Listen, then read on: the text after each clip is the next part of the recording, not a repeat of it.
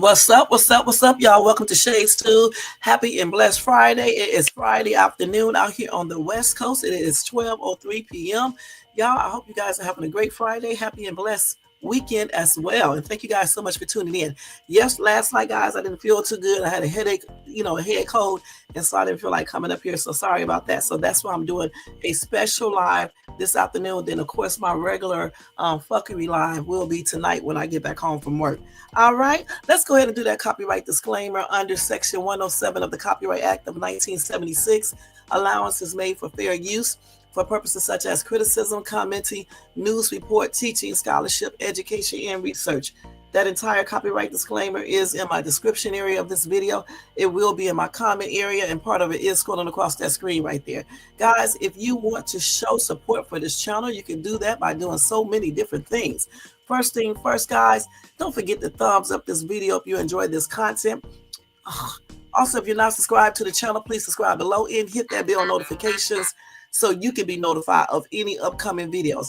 Also, share and leave a comment. Again, like, subscribe, bell, hit that bell, share, and leave a comment. All right. And thank you guys so much for doing that. All right. Also, if you would like to show additional support to this channel, you can do a cash out $Shades2, which is right there. And it's also up on the other part of the screen. And you can do a super chat. I can't believe I'm monetized. So you can do a super chat. And thank you for that. And you can join the membership, guys. Make sure you join the membership so I can implement my new stuff that I want to do for that side. We're going to do giveaways over there. When I do giveaways, y'all, I do good giveaways, not that weird giveaway type stuff. So the members, they will only be the ones that's eligible for that. Okay. So once I get enough people on that side, it's only $4.99 too. It's pretty cheap. I don't try to, rob people and stuff. Now, of course, if you want tier 2, it goes up a little bit, but yeah. Tier 1 is good. You know what I'm saying? Tier 2 is even better. I don't even know if I got a tier 3. If I do, tier 3 is even more better. Okay, so thank you guys in advance for all of that. Thank you guys for showing support, period, for watching my videos. Before I start up with this live today, let me just address two people here. I'm so sick of these people leaving weird ass comments. I don't know who they think they be talking to. They must think I'm that one. Okay, just because I be kind of trying to be professional on this channel. But I guess I'm gonna have to get a little ghetto right quick, okay?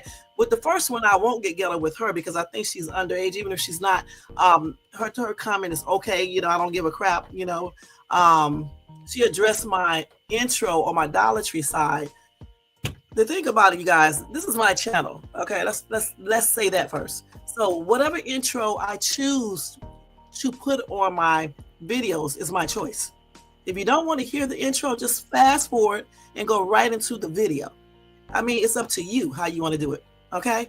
But don't tell me to change my intro because I'm not, you know what I'm saying? Or anything else that I like on my channel. That's why it's called Shades2, and because Shades2 does her stuff the way she wants to. Now, granted, I do take people advice. I do try to do what people want me to do. That's why I talk about Diddy so much and things like that. That's why I try to do my videos earlier and come in the afternoon and just do different things. But don't be telling me about my intro that's been there for 2 years, okay? I have always had intros. If you don't like the song, then just fast forward. It's easy. Just fast forward, okay? All these unwanted messages, they're just going to be deleted, and then you're going to be blocked, point blank. This is a serious channel over here, okay? I don't got time for foolishness, all right? So you can voice your opinions, just stay respectful, because I'll stay respectful back, but don't come over here with no foolishness, because I don't play around, and that's on everything, okay? I'm not playing over here. I don't know what other YouTubers do, but I'm not playing over here. I'm giving real information over here. Let me turn this damn volume down. I'm giving real content over here, news that people want to hear. I don't got time for no silly stuff, okay? And that's on everything. That's on everything. And then the next commenter, I do want to address you, though, because your message was totally ridiculous. Okay, let's see here. Okay. So she said, people don't want to be looking at your photo posing, just saying, I don't know what your mind is imagining awkwardly for 1 hour and 30 minutes. First time, let me tell you something, baby.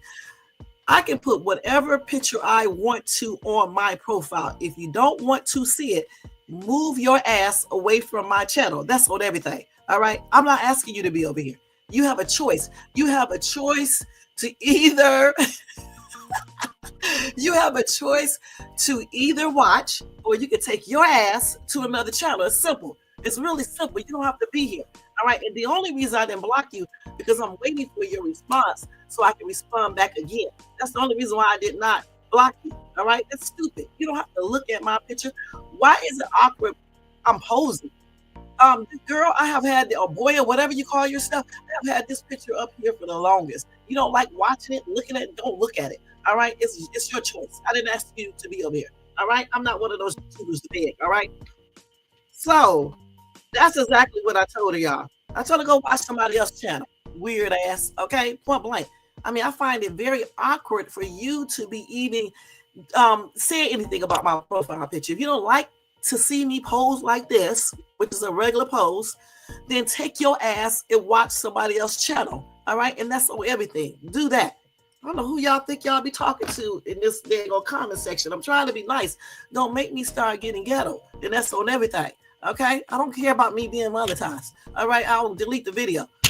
Okay, it's just point blank. Y'all make somebody go from 2 all the way to 10 with some of these stupid ass comments. Grow the hell up, please. All right, I'm not playing over here. I'm not doing no one of those channels where we sit over here and do beefs and we do all this other BS. All right, keep that bull crap wherever you found it at. Keep it over there to whatever other channels you watch, and don't bring it over here to Shades too, because you're gonna get yourself blocked. And that's on everything after I tell you off, and that's just on everything. All right, period. Keep that shit over there wherever you got it from.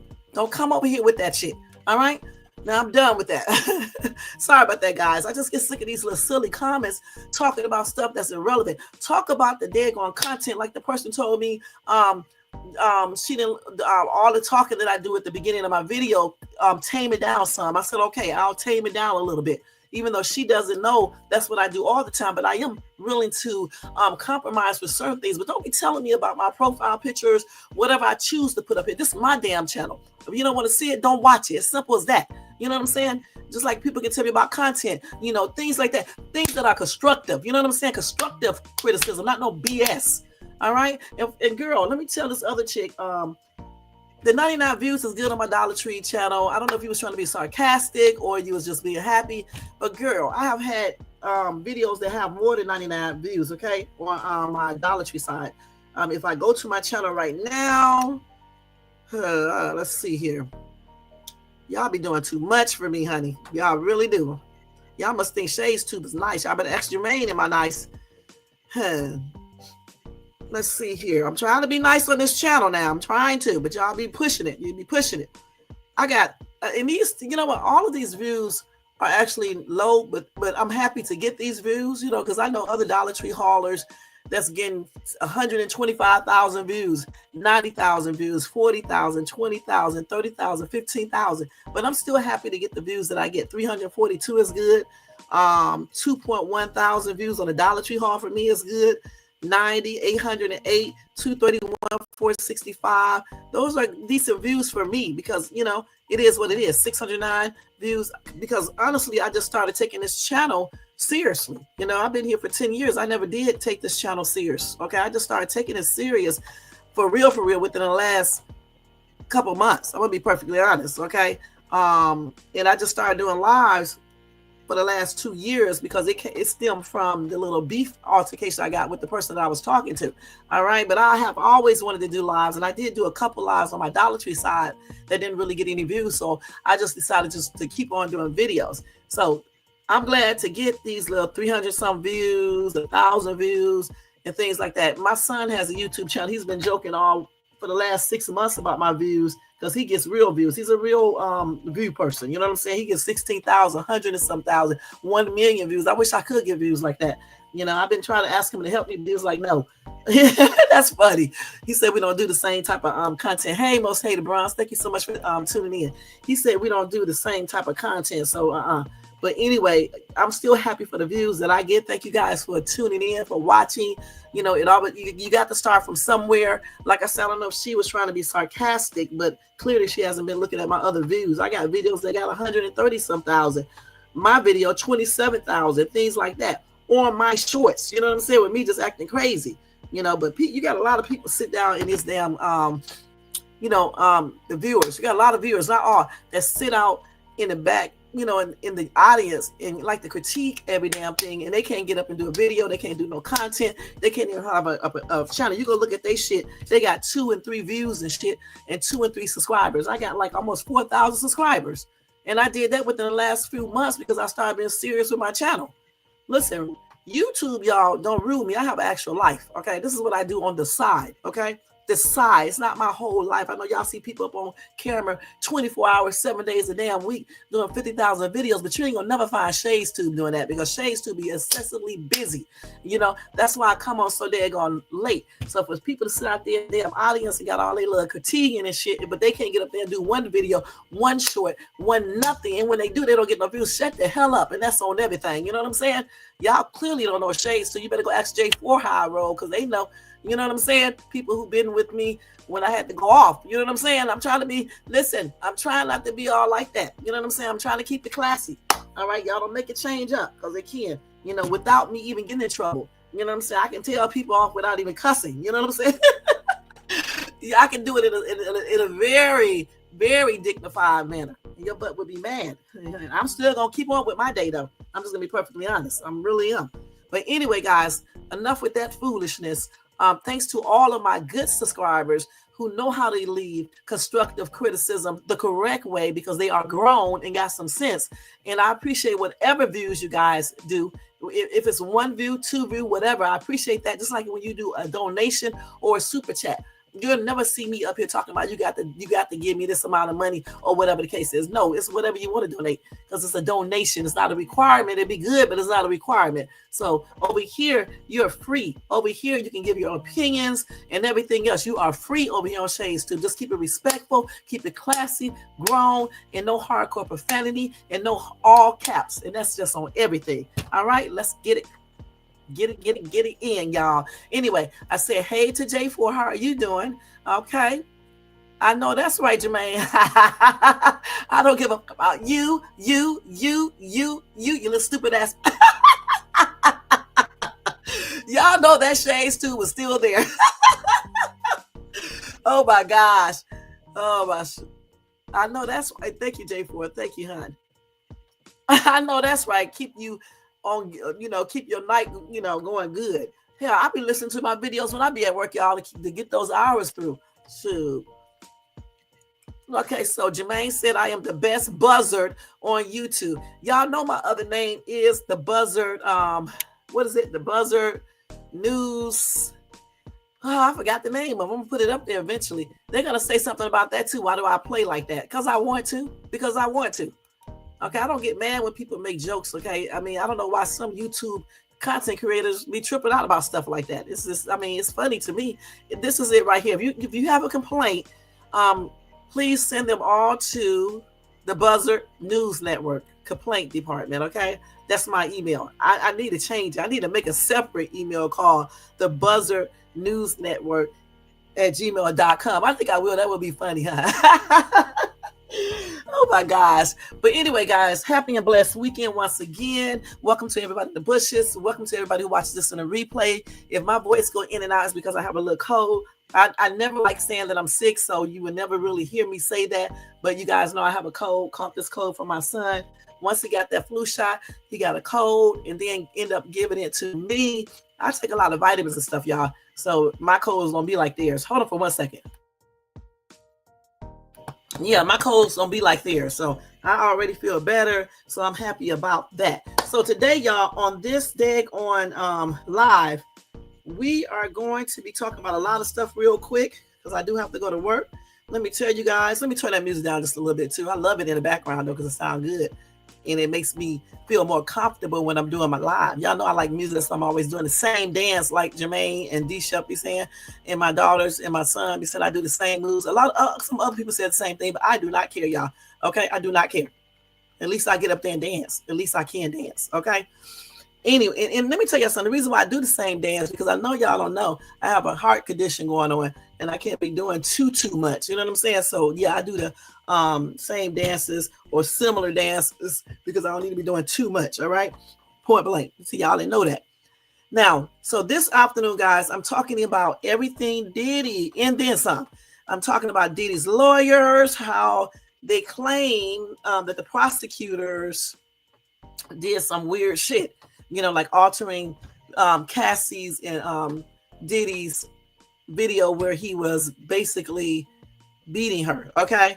Also, the judge in Diddy's case, is asking if he altered the notes that the Bob took from his cell. So we need to find out about that too. And then another one of Diddy's accusers, Misha, I believe, made some shocking allegations about Diddy.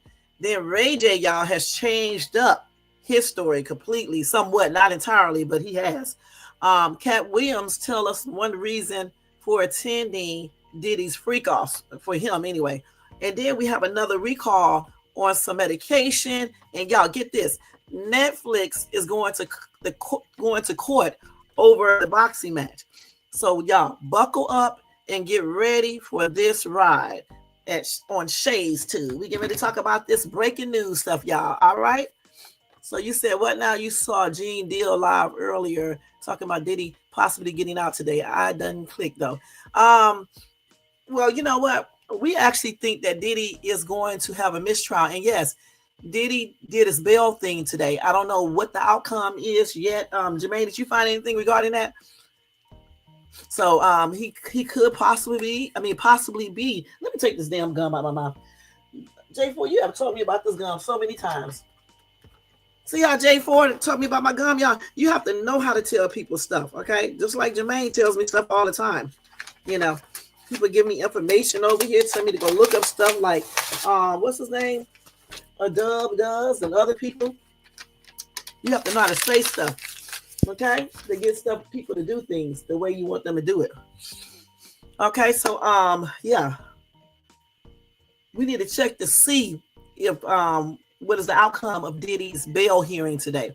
But Jermaine, check that out to see if you can find anything. I took it. I know. I just took it out. I forgot. I need to do it on my videos too, because my ass be chewing that gum, y'all. And thank you. Okay. So you said that your opinion is he's not going to get out, and you predict that he will fire his attorney soon.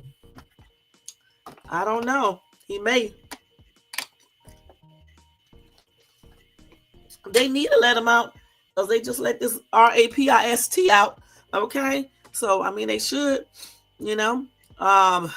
So let me go ahead and tell y'all. Let me start with the Diddy's accuser first, Misha. Her bombshell allegations involving a private jet, jelly beans, and studio threats. This is going to be a trip right here, guys. All right. This is going to be a trip. He got so many accusers. I don't know what to say about it. Just everywhere. Every day is somebody different. Let's see here. So we're going to change over to Diddy's updates, y'all. Yes, we are. And let's see here. Let's put this back up here somewhere. Okay, so don't forget the copyright disclaimer is in effect, okay?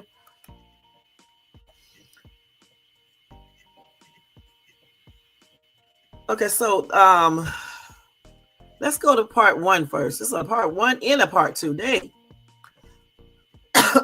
Let's keep it in here. So on November the 20th, 2024, Lionel B shared an exclusive interview with Misha, the woman who claims to be the young lady featured in viral images from Sean Diddy Combs' parties, including one where she's seen sitting on Diddy's lap wearing a black shirt at the age of just 17, which I think is age of legal consent, depending on what state they were in. Misha, y'all, has now decided to open up about her journey into the music industry, sharing a story that took many unexpected turns. So this is Misha right here. I don't know which one is Misha. I don't know which one is her. I'm thinking the girl in the yellow is Misha. I'm not sure. Oh, that's a scissor. So Misha must be this chick down here at the bottom. Yeah, this is Misha at the bottom right here. Let me show y'all. This is Misha. Wait, this is Misha right here, y'all. It's the girl at the bottom because the girl in the yellow is scissor. Okay, but here's Misha. That girl right there is Misha, I believe. Okay. Okay. Anyway, so let's see. Now I'm not going to go into her background. All right. So her and Scissor was schools. Okay. I mean not schools, they were friends. Okay, they were friends. Let's see. We're not going to go through all this. If you guys want to read that, you guys can go to her story. I just want to go to the part where she met Diddy. So Harve Pierre is the one that linked her to Diddy. She said that Harvey initially paid for her songwriting, but later became more aggressive once snatching a journal without payment. Okay. So then she said he came back another time and had a big phone. And then Pierre told her that Diddy wanted to meet her and invited her to his iconic puffy flavor camp. She said she was kept skeptical at first.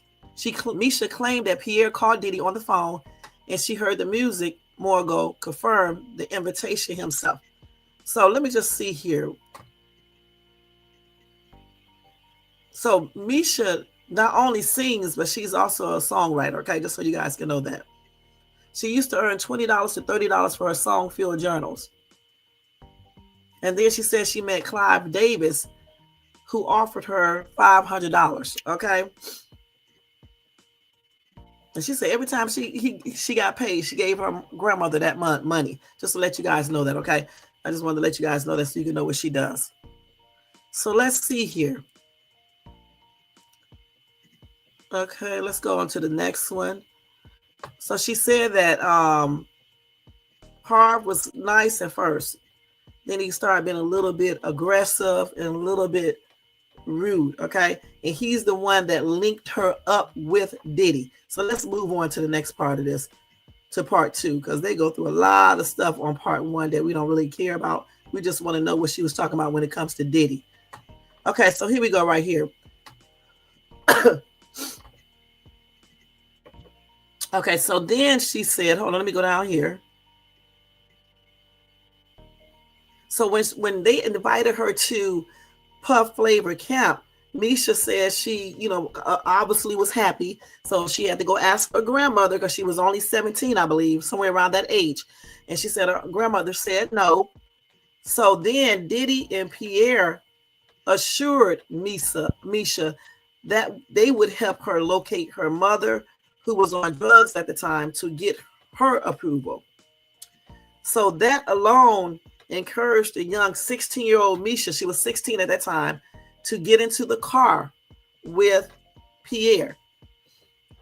So once inside the car, Harve Pierre, repeatedly urged her to eat some jelly beans. Misha said some said don't eat the fancy, but then he was like real persistent. He said, eat it, eat it, eat it, try it. These are new jelly beans. We just invented these jelly beans. So what was on those jelly beans, y'all? So reluctantly, Misha gave in and ate the jelly beans. She said almost immediately she asked to get out of the car, but it was too late. The next thing Misha remembers is waking up on an airplane with Pierre urging her to wake up. I knew it was something on those jelly beans. She said, I remember my ear popping. I remember my stomach dropping on the airplane. It was just us, she said. Now, so Lionel B asked her to clarify if it was a plane or a private jet. Misha confirmed it was a private jet. I know it's a lot. So after they land, Misha recalls arriving at Diddy's studio, though she says she was in and out of consciousness throughout the ordeal. While at the studio, she remembers lying on a couch and overhearing a heated exchange between Diddy and another man. An Asian man confronted Diddy, saying, "You did this to my son. I'm going to the police." Like, you did this to my son. He's in the hospital. An Asian man. Misha claims Diddy responded coldly. He warned the man that it would be best not to report the incident. She recounts Diddy saying that the man might end up unalive and dismissing the idea of going to the police. The threat left the man visibly terrified, Misha recalls. She also alleges seeing a woman being actually assaulted on a pool table nearby. This is crazy, man. Damn. Wait a minute. Let's see what else she said. Okay, so anyway, she also talked about Bill Cosby, her time at Diddy's studio, being in a cage with other minors, and how she escaped from Diddy. What? This is like how many? This is like the third woman or second woman who said they were in a cage. So let's see if we can find the entire video. Let's see if we can go to this Lionel B interview, and then we'll come back to this. We want to hear the entire video, the interview, I mean. So let's go to it. Let's see if we can find it. Let me turn this down. Let me turn this down. I want no copyright thing. Let's see. Lionel B. Let me see. Lionel B. Misha interview. Let's see this. Let me see if I can get the whole interview. Okay, this is one part of it right here. I want to hear what else happened. Okay, this Misha right here. Let me let y'all see. Let me turn this music down. Let me see. I didn't go straight home. He said I'm not going. Hold on, let me do this real quick. Let me turn this music down, y'all, real quick, okay? Let's turn this music all the way off, because we need to hear this completely. This girl, that's why y'all got to start listening to y'all parents. If your parents say you can't go somewhere, you cannot go. All right, point blank. Don't go anyway. He lied when he said he was going to find her mother and get the permission and stuff, and then got the girl in the car, gave her some poison, lace-filled probably jelly beans that knocked her out, and then took her to where they took her to. That's crazy. So let's go ahead and see this. I can't send her home like this. If her virginity was taken at the studio from Diddy, she knew that specifically. She said from Diddy. Diddy took her virginity. That's and sad. Put it in the other hole, bruh. What? Other men proceeded to do the same thing. All men of what she said were very well endowed. She said she had so much phallus in her mouth that her mouth was sore. She had her teeth clamped on and stuff because her mouth was so full of flesh. Ugh. I look in the mirror and I see P. Diddy behind me. And I know when I was in the room, he took my virginity in bed. And I remember screaming and hurting, but I had to take it. But then after that, I remember I just woke up again. I'm in the bathroom, bent over the sink. And I'm yelling, but I guess I'm not making noise. I don't know. But I'm yelling at her, please stop. I'm weak. I can't move. And he's giving me or whatever. He turned me around, kissed me in my mouth. Like, I'm not going to hurt you. But he was hurting me. And he turned me back over. And when he stuck it in he told me peaches nipples and all type of crazy shit. He kissed me in my mouth. And he turned me back over and passed out again when he stuck it in my ass. And the pain stopped. And then I was relieved. And then I felt the pain again. And when I woke up, it was Pierre Harvey behind me. And he stuck it in my face. And I remember looking and yelling, no, stop. But then I remember looking to my left, and P. Diddy's in the doorway. 16 years old, y'all. And he's sitting there off and sitting in a chair in the doorway of the restroom. I remember passing out, waking back up, being over the sink, and sticking the champagne bottle in. I was like yelling. At that point, I know I was yelling at the top of my lungs. It just had me so hurt. They left me in the restroom. And I don't know how long I was in that restroom, but my legs and stuff wouldn't work. And some white guy came and got me out the restroom. Who is the white guy? It's horrifying, dog. Like this is the worst. Who is the white guy? Video. This is the worst video ever. It sure is. It pisses me off because the feds are only trying to put Diddy away for sexual human trafficking, bro. We're gonna stop that right there. Destroying. Okay, this is the other part. She had to get her genitalia surgery reconstructed. Look at this. Up so much. I remember them having to sew me up and reconstruct my stuff down there. I didn't go straight home. He said, I can't send her home like this. So her virginity was taken. We missed that part. So you mean to tell me, hold on. Let me stop this right here, y'all. Let me turn this off.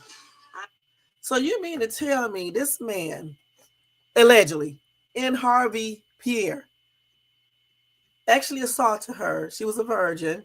So, of course, it's going to hurt even more so. And they did so much to her that she had to end up going to get her area repaired.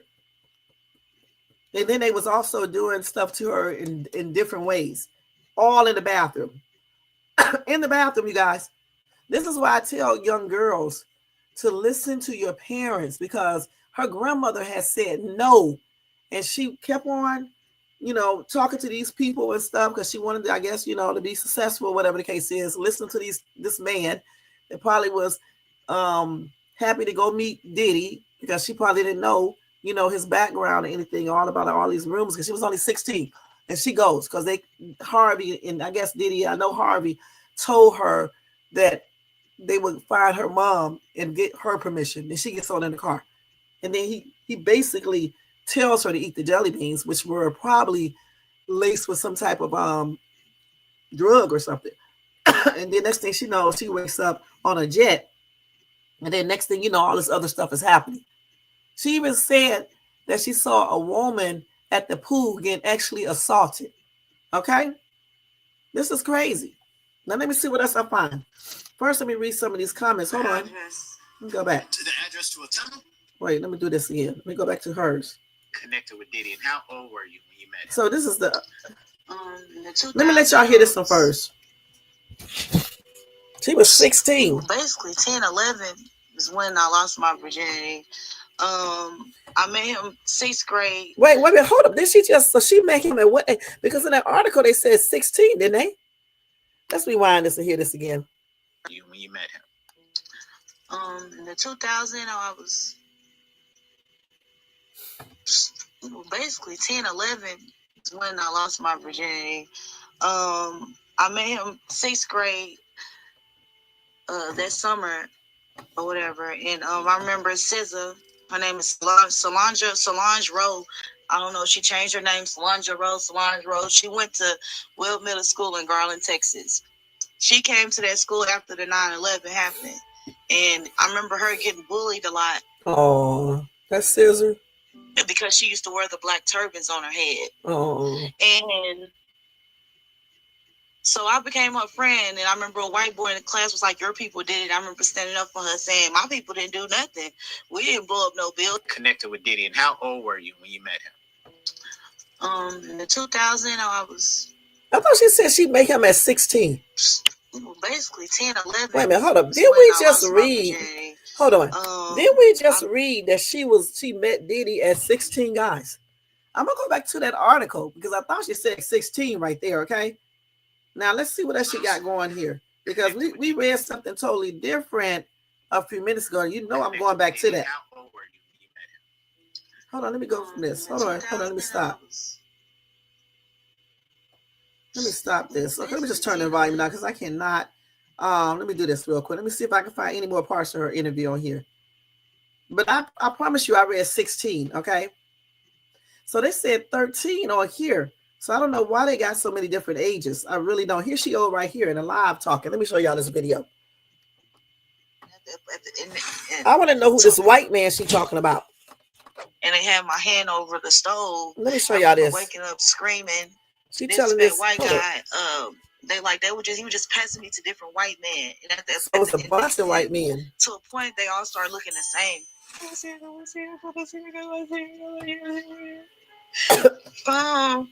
It's like every time I think about it, it's like I relive it. And I'm there and I see it. My body can't move, but I'm there. I remember them having me in the summertime, and I remember being there in the cold. When I was there, like, it was horrible. It was horrible. It was so horrible. So if she was only 13, wait a minute, let's see that part again. Over the stove. I remember they had her what over the stove? Listen. And they had my hand over the stove. Their hand over the stove. Waking up screaming. this fat white guy. White guy. He was just passing me to different white men. And at the well, the real story is, who are these white men? Okay, that's the real story. Who are these white men? All right, who are these white men? Because I think they need to be looking into all of these people, if this is true, that engaged in these RAPES. Okay, if I'm saying that correctly. This is crazy, man. It's definitely a pattern, definitely sickening, and people really want to let this guy out of bail? No way. I mean,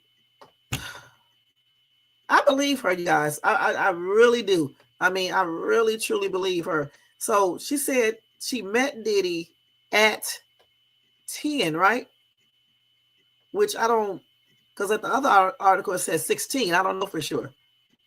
Let's see what else she's talking about. Hold on, let me go to the next one. Let me turn. That's sad.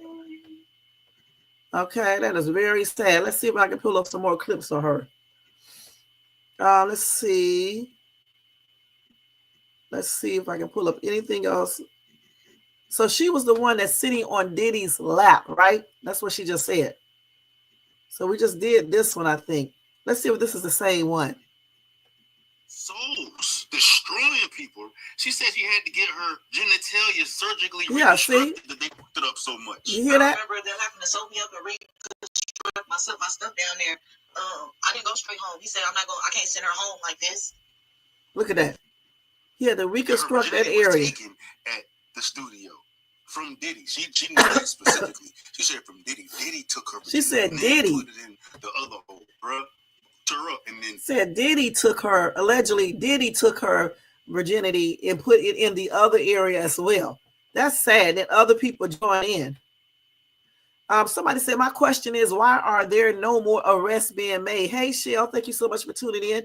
I say the same thing. Happy and blessed Friday to you. I say the same thing. Where are the other people who engaged in these activities? Why aren't they being looked at? Why aren't they being arrested too? Where are these people at? You got all these white men, black men, political people, non-political people, singers, actors, all of these people. Where are they at? Another commenter said, that's a great question. The entire industry at this point needs to be charged. This is so sad. I don't know about that. The only people that need to be charged is people who engaged in this, if they did something illegal, like doing stuff to minors and doing stuff to grown-ups against their will, okay? Point blank. And people who stood by watching this man, if he actually did all of these things, if these accusations are true, it doesn't even make any sense. And I believe her because it does not look like she's lying to me. I just believe her. I mean, I really, truly do. But I'm going to say this again. I still wish kids would start listening to their parents when they say no. Y'all don't need to be hanging around these grown entertainers for what? Ilana said, hopefully the countries where all the celebs involved are fleeing to agree that they should be held accountable. Somebody said Diddy forgot that he has girls, and with him in jail, who will be protecting them? Those same men that help him do bad things to women are still out there lurking in the celeb world. You know what I'm saying?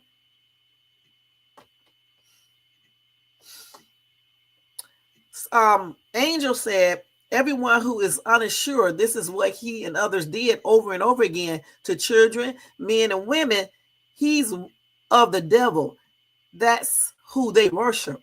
They all should never see the light of day. You know what penalty? I don't know about that. You know what penalty? Because you have a lot of people out here molesting children and doing the most, and they're not on the what penalty. Okay, let's not get crazy. But he does. If he did all of these things, he should be incarcerated for a long time. If he did all of these things, because still we have to have evidence. We have to wait until the court case, and they have to have evidence to be able to prove that this man is guilty. He's always going to be innocent until proven guilty. And that's just on everything. You know what I'm saying?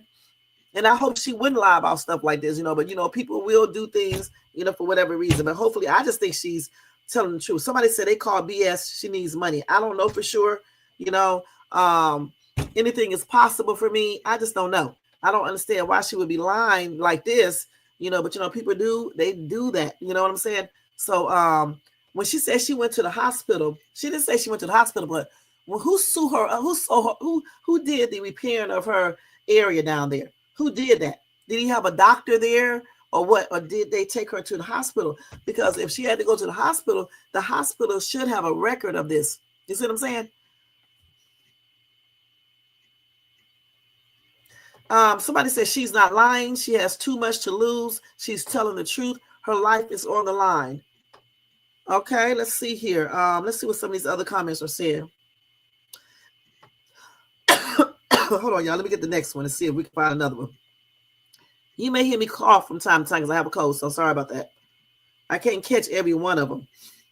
Let's see, I don't see nothing else on here. Let me see if I can find any more. Hold on. The same thing. This is crazy, man. And then he's sitting up there in the hallway, in the bathroom entryway, playing with his, self, while watching these men take turns with this girl and even doing it from the back and everything else to this little young girl. And then Harve Pierre was engaging in this too. I'm telling you, reap what you sow, okay? And that's on everything. I don't see any other interview. I'm trying to find and see if they got the whole. Let's see. Let's see if we can find the whole interview. Let's see. You probably definitely can find it on, what is that called? YouTube. Yeah, I don't see any more parts of this. Let's see. This is the same. I think this is the same one we just saw. Let me see. Oh, wait a minute. Here we go. We got another part. Hold on. He was sitting there looking. Wait, we're going to do this part right here. What he did to me. No. And then when it was time for Jennifer Lopez, she was there with a guy. And he was sitting there looking disgusted. But didn't nobody save me. She stuck that glass in me. And after that, my eyes were booked the whole time. And they put a blindfold on me. I remember them beating the fuck out of me. That's sad. I remember them hog tying me. I remember them all being mad at me because I put snake venom in everybody's drinks and shit because everybody acting like they couldn't remember. But when this witchy lady, she gave me Wait, y'all. Let's hear this part again. She said something about snake venom. A guy, and he was sitting there looking disgusted, but didn't nobody save me. She stuck that glass in me, and after that, my eyes were booked the whole time, and they put a blindfold on me. I remember them beating the fuck out of me. I remember them hog tying me. I remember them all being mad at me because I put snake venom in everybody's drinks and shit because everybody acting like they couldn't remember. But when this witchy lady, she gave me she was in a red room and the room had mirrors everywhere and it was a yellow snake in the damn sink. She gave me the venom and whatever she gave me, it made me still be numb. But whatever she gave me, it made me coherent. I was coherent to everything, but I still couldn't move. You know what I'm saying? And I put it in everything. And I remember Kris Jenner being mad about it. And I stabbed her on her left side of her shoulder, right here. This is where I stabbed her right there. And no, it's not allegedly. It really happened. It really happened.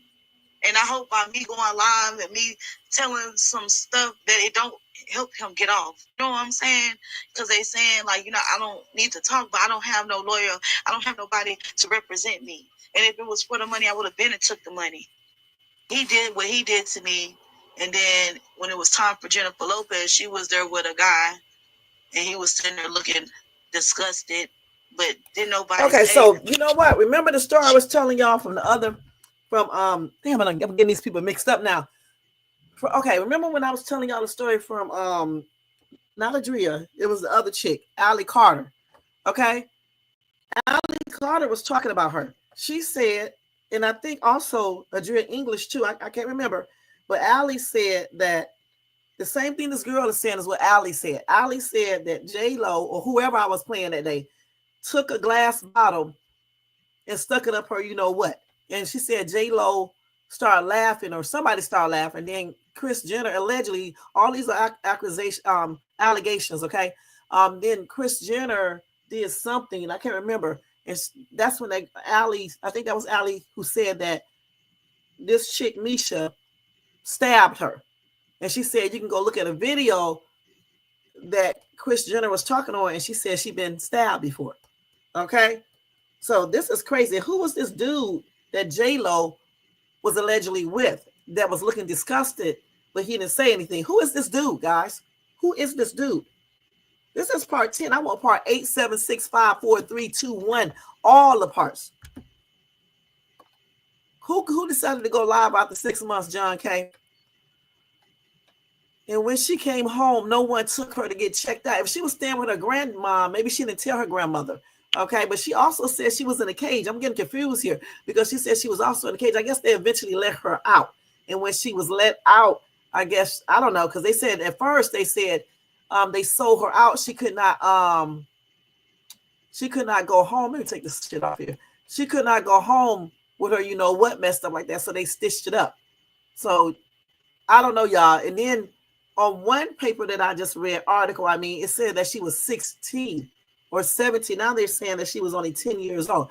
Again, I've been going live, John K. Yeah, I've been live every day.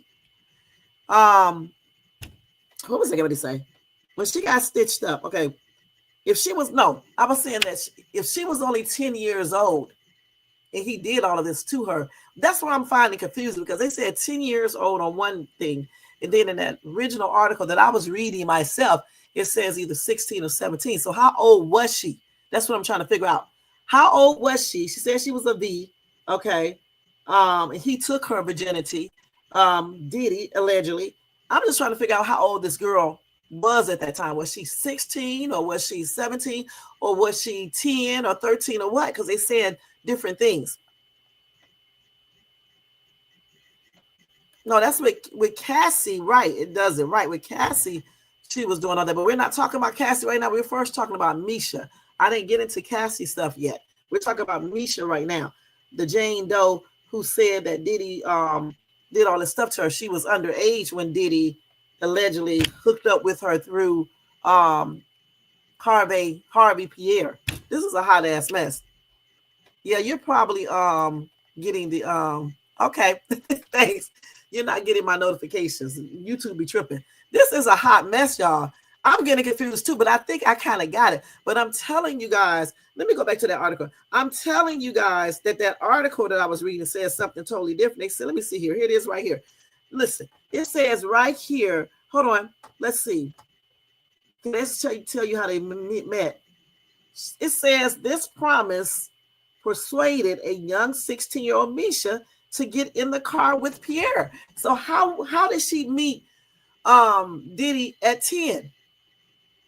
If she just met Diddy at 16, something is not right there. Okay, look, I'm not joking. Told you I already show proof. Wait, let me show y'all. And y'all know what y'all just heard in the video. What does this say? Y'all go ahead and read that. This is the same lady, Misha. Now, how is she 10 when she first met him? But when Harve Pierre introduced her to Diddy, because he said that he wanted to meet her, see her music, I guess, or whatever. They say here she was only 16. How is this? But she said she was 10.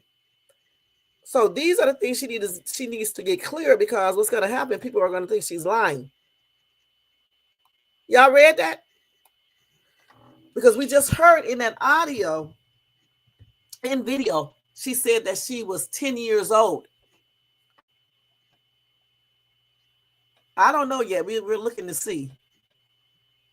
Let's see. Okay. Let's go ahead. So I don't know if she was 10 to 16, our numbers far away from each other, okay, when you're talking about a kid. But either way, 16 is still not legal, okay? It's still not legal. I mean, in most states, some it may be, but I don't know about New York. You know, it's not age of consent. you know, and certainly not 10 if he did anything at 10 years old. Regardless of the fact, though, she definitely need to get that part of that. Hold on. She needs to get that part of the story correct, because that right there is the part that any prosecutor would tear her up with. Were you either 10 or were you 16? Which one? Because if you will lie about that, you may be lying about a lot of other stuff. So this is why she need to get that straight. How old was she? You know, was she 10? Was she 11, 12, 13, or 15, or 16, or what? You know what I'm saying? Now let's see if we got anything else on here. The rest of this interview. This is another one right here. Let's see what part this is. This is part 9. Trying to escape. I remember the They're not, listen, y'all. They're not in order, okay? So just be listening, okay? This is another one. I got time until I get ready for work, so let's go ahead. I remember being locked in the cage with these brown kids. I don't know what race they were, but I know they looked at black, but they didn't speak English. So foreigners, hold on. So wait a minute, let me stop this. So yeah, a lot of them do that. It's easier, I believe, based on the African people that I know, it's easier to get kids over there because, see, they can trick those parents, give them money, and say, you know, just, you know how they do, just say they're going to take them to a better lifestyle and a better family who can really take care of them. They'll pay those parents, you know, some money, like in places like Nigeria, Naira is a whole lot. If you give somebody $100, that's a lot of Naira. Places like Ghana, CDs, if you give people dollars and you convert it over to CDs, it can be just $100, $200. It's going to be a lot of money to them. So it's probably easy to encourage some of these parents, not all of them, some of these parents who are experiencing, you know, really, really, really poverty, to turn over their kids for some money. And they would tell them that we're going to take your kids and give them a good lifestyle, a good family, and take care of them really well. Only to be taking them to places like this, if this is true, putting them in a cage and using them for all types of extra reasons. Okay. And then what happened to these kids? When they finished doing this to these kids, where are these kids now? That's the question. Where are these kids now, you guys? There with you. Had to be like 30 or 50 kids, but it kept getting smaller and smaller and smaller because they were hunting these babies. What? It got like, it was like, until I noticed it, I was just in the cage. But before they like took me out the cage and put me back in the cage, they had me these babies with them.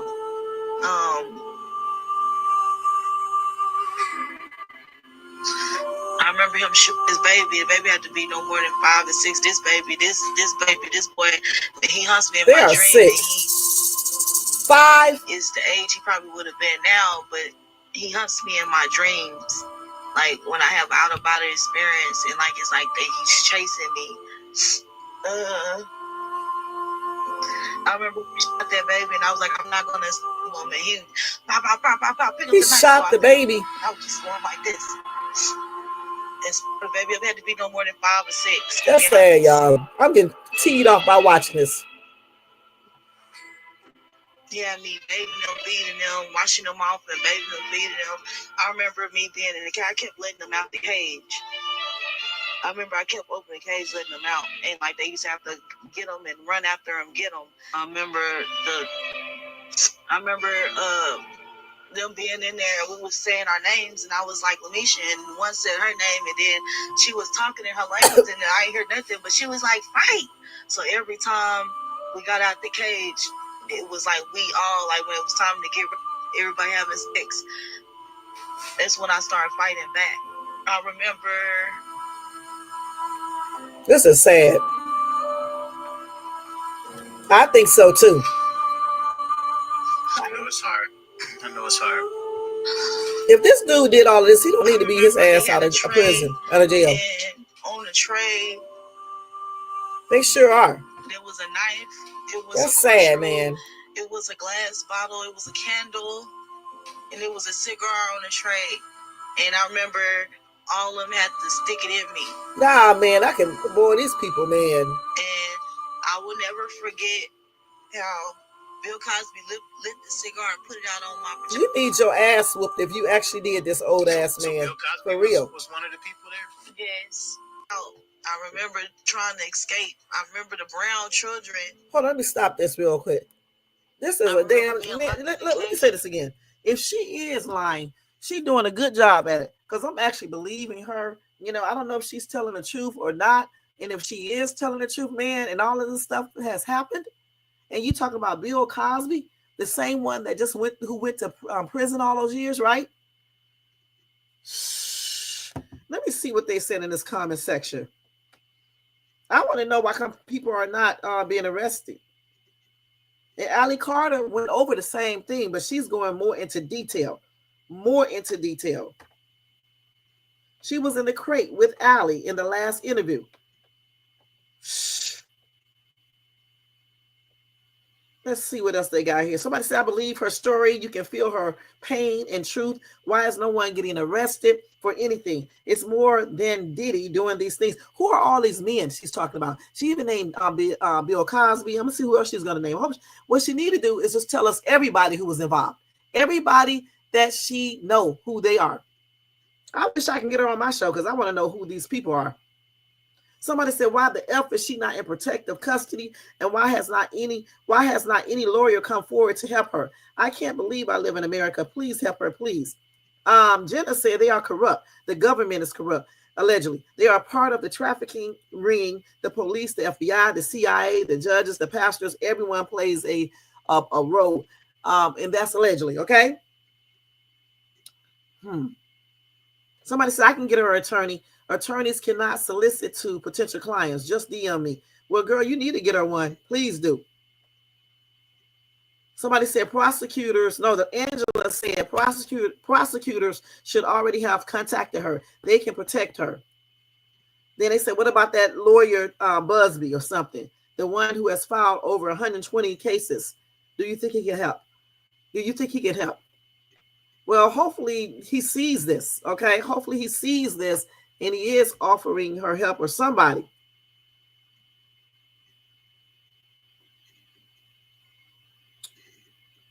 Let's see. Somebody said CBS is running small articles calling Katt Williams a liar and Diddy the soul of goodness. Like I said before, and I will say it again, if you're talking about any type of secret society, it's no telling who may be involved in this and what type of jobs, professions they are engaged in. So you can almost tell this type of stuff. But again, parents, you got to start reinforcing stuff with your kids, okay, point blank. Because if she was 10 or even if she was 16, still her grandmother said no. It should have been just no, okay? And this would have never happened, point blank. Y'all got to start listening to y'all parents for real, because they know what they're talking about. Just because somebody is a star or a celebrity, which is a star, that doesn't mean they're good people, okay? You don't know these people. You don't know what they do behind their closed doors. This goes for grown women and men too. Don't be so desperate, okay, for fame and success and money that you do anything. Like I said, I can see how they got the African kids, and I'm pretty sure they were African, okay? Because it's easy to encourage some of those people, you know, because they are in extreme poverty. Okay, and that's a damn shame, because he knew he couldn't do that, come and get American kids, because he knew it was going to be like, you know, people looking. But over there, he knew what he was doing. If he did this, if this is true, these are all allegations. We don't know. Okay. So let me see the next part, because this is a hot ass mess. Hold on. So that's part 2. Oh, she got them, y'all. She got them all. I'm going to have to show y'all every single one of them. It's so many parts. It's not that many parts, but it's a lot. All right. So I'm going to have to show y'all. Let's do the next one. Don't y'all want to hear this? Damn, she crying. They got this one. She crying on this one, y'all, man. Wait, they got this muted. I don't know why. I don't know why this one is muted, but I'm not going to show y'all that one. Let's go to the next one. Let's go to part 8. Break in between, but then I remember looking to my left, and P. Diddy's in the doorway with like one of them old school cameras, and he's sitting there sitting in the chair in the doorway of the all restroom. Types, Jermaine. African period. Passing out, waking back up. He did. Send me that damn article. Sticking the champagne bottle. Send me that. I was like yelling at that point. I know I was. I knew it. I knew it. Lungs, and they just had me so hurt. But I thought his name was Buzz B. B's UZZE or something. My legs and stuff wouldn't work, and some white guy came. Let's rewind it, because I was talking. Let's do this. It was like a break in between, and But then I remember looking to my left, and P. Diddy's in the doorway with like one of them old school cameras, and he's sitting there off and sitting in the chair in the doorway of the restroom. Nasty butt. I remember passing out, waking back up, being over the sink, and this nigga sticking the champagne bottle in. I was like yelling at that point. I know I was yelling at the top of my lungs, and they just had me so hurt. They left me in their restroom, and I don't know how long I was in their restroom, but my legs and stuff wouldn't work, and some white guy came and got me out the restroom. So it was like a security guard or somebody. This white guy, when he smiled, he has a smile like Garfield. He picked me up, and I was like, I just want to go home. Thank you, Jermaine. We're gonna look at that in a minute. And he was like, I'm gonna take you home. I got you. I'm gonna take you home. So they put me back on the jet, and I wake up. I'm with some other white girls, like we all teenagers. They were a little bit older than me. I wake up with them, and like at first it was fun, but then they disappeared from me, and it was me by myself. And I remember being drugged the whole time, and I remember them drugging me so much, and they wanted me to feel the pain, and they had my hand over the stove. I remember waking up screaming. This was a fat white guy. He kind of hunchbacked, got a pointy nose. This fat white guy. This is a damn shame. He would just pass me to different white men, and to a point, they all started looking the same to me. So we saw this one right here. So we gotta go to the next one in a second. I say, I'm trying to take my time, Lord. Okay. This is a damn shame, y'all. It's tough. I know it's tough, Mom. I know it's hard. Take some breaths. This is sad. Hey, D-Shep. Okay, it's just the memory that. D-Shep, I'm still waiting on that. I'm still waiting on that email that I told you to send me. Every time I think about it, it's like I relive it. And I'm there, and I see it. My body can't move, but I'm there. And I don't know what days it was. I don't know the time, like, you know what I'm saying? I just know it was daylight, or I know if it was hot. I remember them having me in the summertime, and I remember being there in the cold. You know what I'm saying? Like, when I was there, like, it was horrible. It was horrible. It was so horrible. I can't describe how horrible it was.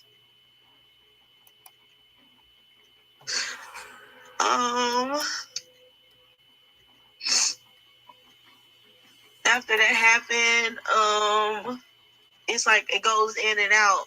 I remember trying to escape. I remember the brown children. That it was like a break in between, but then I remember looking to my left, and P. Diddy's in the doorway. With okay, let's go to the next one. Cameras. This is a damn trip.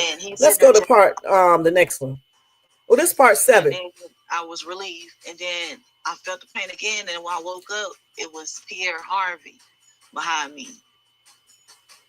Did he pass on y'all?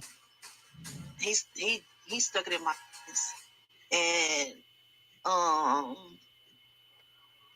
I remember looking and yelling, "No, stop! No, stop!"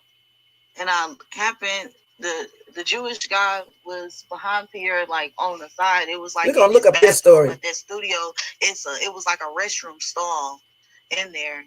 I remember, and then after he finished, I remember P. Diddy I was asking the Jewish guy to help me because I know he just had a baby. Who is this guy? I was looking at him for help, and he was all like, "I don't want to do this. I want to do this." And he was like, "If you don't fuck her, I'm gonna fuck you." So the dude got behind me, and his stuff was soft. And then I was relieved. And then I felt the pain again. And when I woke up, it was Pierre Harvey. His stinking ass. Okay, let's go on to 6. I look in the mirror, and I see P. Diddy behind me. And I know when I was in the room, he took my virginity on that bed. And I remember screaming and hurting. I know she was in a beat. I had to take that. I had to take it. But then after that, I remember I just woke up again. I'm in the bathroom, bent over the sink. And I'm yelling, but I guess I'm not making noise. I don't know. But I'm yelling, it hurt. Please stop. I'm weak. I can't move. And he's giving me or whatever. He turned me around, kissed me in my mouth, and was like, I'm not going to hurt you. But he was hurting me. Freakazoids, man. He turned me back over. And when he stuck it in my, he told me pinch his nipples and all type of crazy shit. He kissed me in my mouth. And he turned me back over, and I passed out again when he stuck it in my ass. And this is sad, y'all. I look in the mirror and I see P. Diddy behind me. I'm about to get mad about this. This is crazy. Let's go to the next one. Me something else and I passed out, but then I remember being in that room with him, and he was all like being extra touchy with me, and I was like, yeah. I started feeling like he was a creep, but I was still like going along with it. And he was like, what kind of you like? Like, he was asking me about me being molested, and I was honest with him, and I told him about stuff, you know, because it was like the stuff that I was writing, I had to be like, they was asking me, have I ever been molested? Have I ever had sex? And I was like, yeah, knowing I was a virgin. So she was lying right there. But I never been penetrated. Okay, so she cleared that up. He asked me what kind of cooks I like, and I was like, real big cooks. I like big cooks, real big cooks. And he sent Roger Bonds to go buy a piece. Really? And I remember waking up, looking in the mirror, me something else, and I passed out. Who was that person she just put in? Let's go back to that one. He asked me what kind of cooks I like, and I was like, real big cooks. I like big cooks, real big cooks. And he sent Roger Bonds to go buy a pink dildo. Okay. And I remember waking up. That is damn crazy, dog. I got in the car, I remember him. That's when they first met. Candy, eat the jelly beans. I think I had on pink that day. Pink, like some pink sweats and like a shirt. And I had bobos in my head. And he was like, eat the candy. And some said don't eat the candy, but then he was like being real persistent. Eat it again, try it. These are new jelly beans. We just invented these with jelly beans. And when I ate the jelly bean, I was like, this is nasty. And I was spitting it out. And then I jelly beans. I was like, I want to get out the car. And he slammed the door. And then he got in the car. And I remember being out of there. And I remember them putting me on the jet. And them saying, damn, this little heavy. I remember them being like, wake up. I remember waking up. I remember my ear popping. And I remember my stomach dropping on the airplane. When I got in the car, I remember him like, eat the candy. Hi, I'm Misha. Okay, that was it for those. Let me see. Part 5, 6, 7, 8, 9, 10. He did what he did to me. I think this is 10. When it was time for Jennifer Lopez, she was there with a guy. We saw that one already. Let's see. I remember. We saw the 9. Oh my God, bro. Oh, hell no, man. Okay, let's see. I'm where you are. So Jaguar Wright speaks to Misha. Let's see what she said. I had a whole side of my family, my mother's family, team up and join up to beat down on me, to tell me that I was lying about the rape that I experienced at the hands of my brother-in-law. Yeah, and he wasn't even my brother-in-law when he did it, but my sister married him anyway. Because she was pregnant out of wedlock, and they forced me to be in that wedding. They forced me to sing the Lord's Prayer as I watched my Jaguar Wright talking about my that. sister down the aisle to marry the man that had raped me, while my mother and her had covered it all up, so she didn't have to be an unwed mother. I know what it's like to have people call you a liar. So they was calling Misha a liar. When you're telling the truth, and guess what? You take a page out of my book. Screw them. They don't gotta believe you. You know what happened to you. You know who you are, and nobody can take that away from you. And I want to thank you. For what? I'm about to hit your line real quick because I was walking motherfuckers out. You know what? And I just want to thank you. I'm still trying to, even though I don't go out into the field as much as I used to. I'm getting older now. I'm getting too old. to be running up in parties and jumping out of windows and busting in doors and helping people. I'm a little old for it now. I guess that's why I'm running my mouth. But I've been where you are. Okay, let's stop this real quick. Okay, so that's a lot of stuff we just heard, y'all. It's a lot. Cages, white dudes taking their turn, big white dude taking his turn. One dude did not want to do it, and they threatened him, so they made him do it. She said he was not even ready and stuff. You know, she said they were sticking glasses up her. She specifically said that Diddy did it, allegedly. All of these are allegations now. And she said J-Lo did it. She also said something about Kris Jenner. Man, she said she'd seen other kids. She also mentioned that she saw one child, pretty sure she saw a lot of them get unalive, you know, when they finished with that child. That child was only, 5-6 years old? You know, that's the one that hunts her in her dreams and stuff. She said a lot, guys. She said they tore her entire area up and she had to get a stitch. She didn't say she had to go to the hospital. She said they stitched it up. So I'm thinking he had doctors or nurses there. Hey, Tony Vance, thank you so much for tuning in. I'm thinking that they had doctors and nurses there as well, because how would you be able to stitch a person up in that area if you don't have no knowledge of it, you know, and you don't have the surgical things to use and stuff. This is a big ass ring, and it definitely involves more than Diddy. If this is true, we got to keep on throwing it out there. As you know, this is, you know, fair use, okay? And these are all allegations. We don't know if this is actually true. Let me stress it again, all right? It's just plainly ridiculous. Let me go ahead and read some of these comments.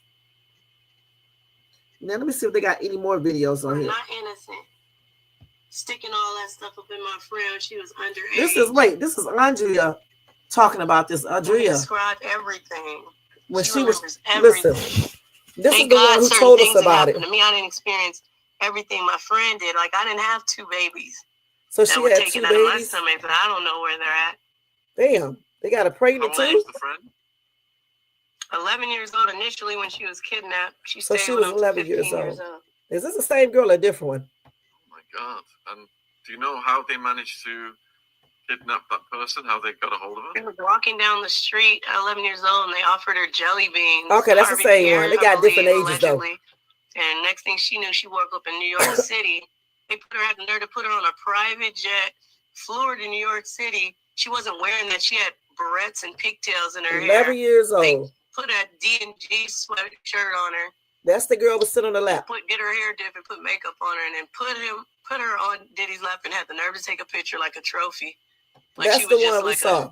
A stray rescue dog or something. Like, and the reason why he was able to get away with it because her grandmother, who had custody of her, had also custody of other kids in the family because her mom was on drugs and running around, and the grandma was receiving a check to take care of all the kids, and she thought if she brought light to the fact that the one little girl was missing, that she would mess up all her checks and her way to provide for the family. So the grandma never even said anything, even though they were not innocent.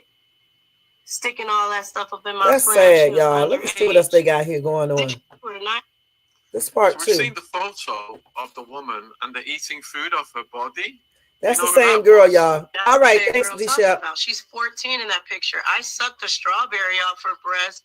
At 14? And she's 14, and I'm doing it. And I didn't know she was 14. Oh, she said she didn't know. Would think somebody laying there butt naked is 14-year-old child. People were sticking their fingers in her crevices and all type of stuff. And that's the girl we just saw, Misha. That's her on the table too. When I showed y'all that picture, so her body looked older, but they knew she was underage. Yes, but I'm not gonna name names. You need to. I still have a lawsuit pending, and I don't want to be sued or people saying I'm slandering. But the day is coming. Just give us the description, girl. We're just gonna focus on Diddy right now. Your friend, is she filing suit as well? Yeah, she's Jane Doe right now. She's in the process. Oh, great. There's actually a girl that's running around from Alabama or something like that that's trying to act like that's her on the table, and she's trying to take credit for stuff, and she's lying. Whoever that girl in Alabama, she's telling a similar story, which I'm sure she probably telling the truth, but as far as those pictures are concerned, that's my friend.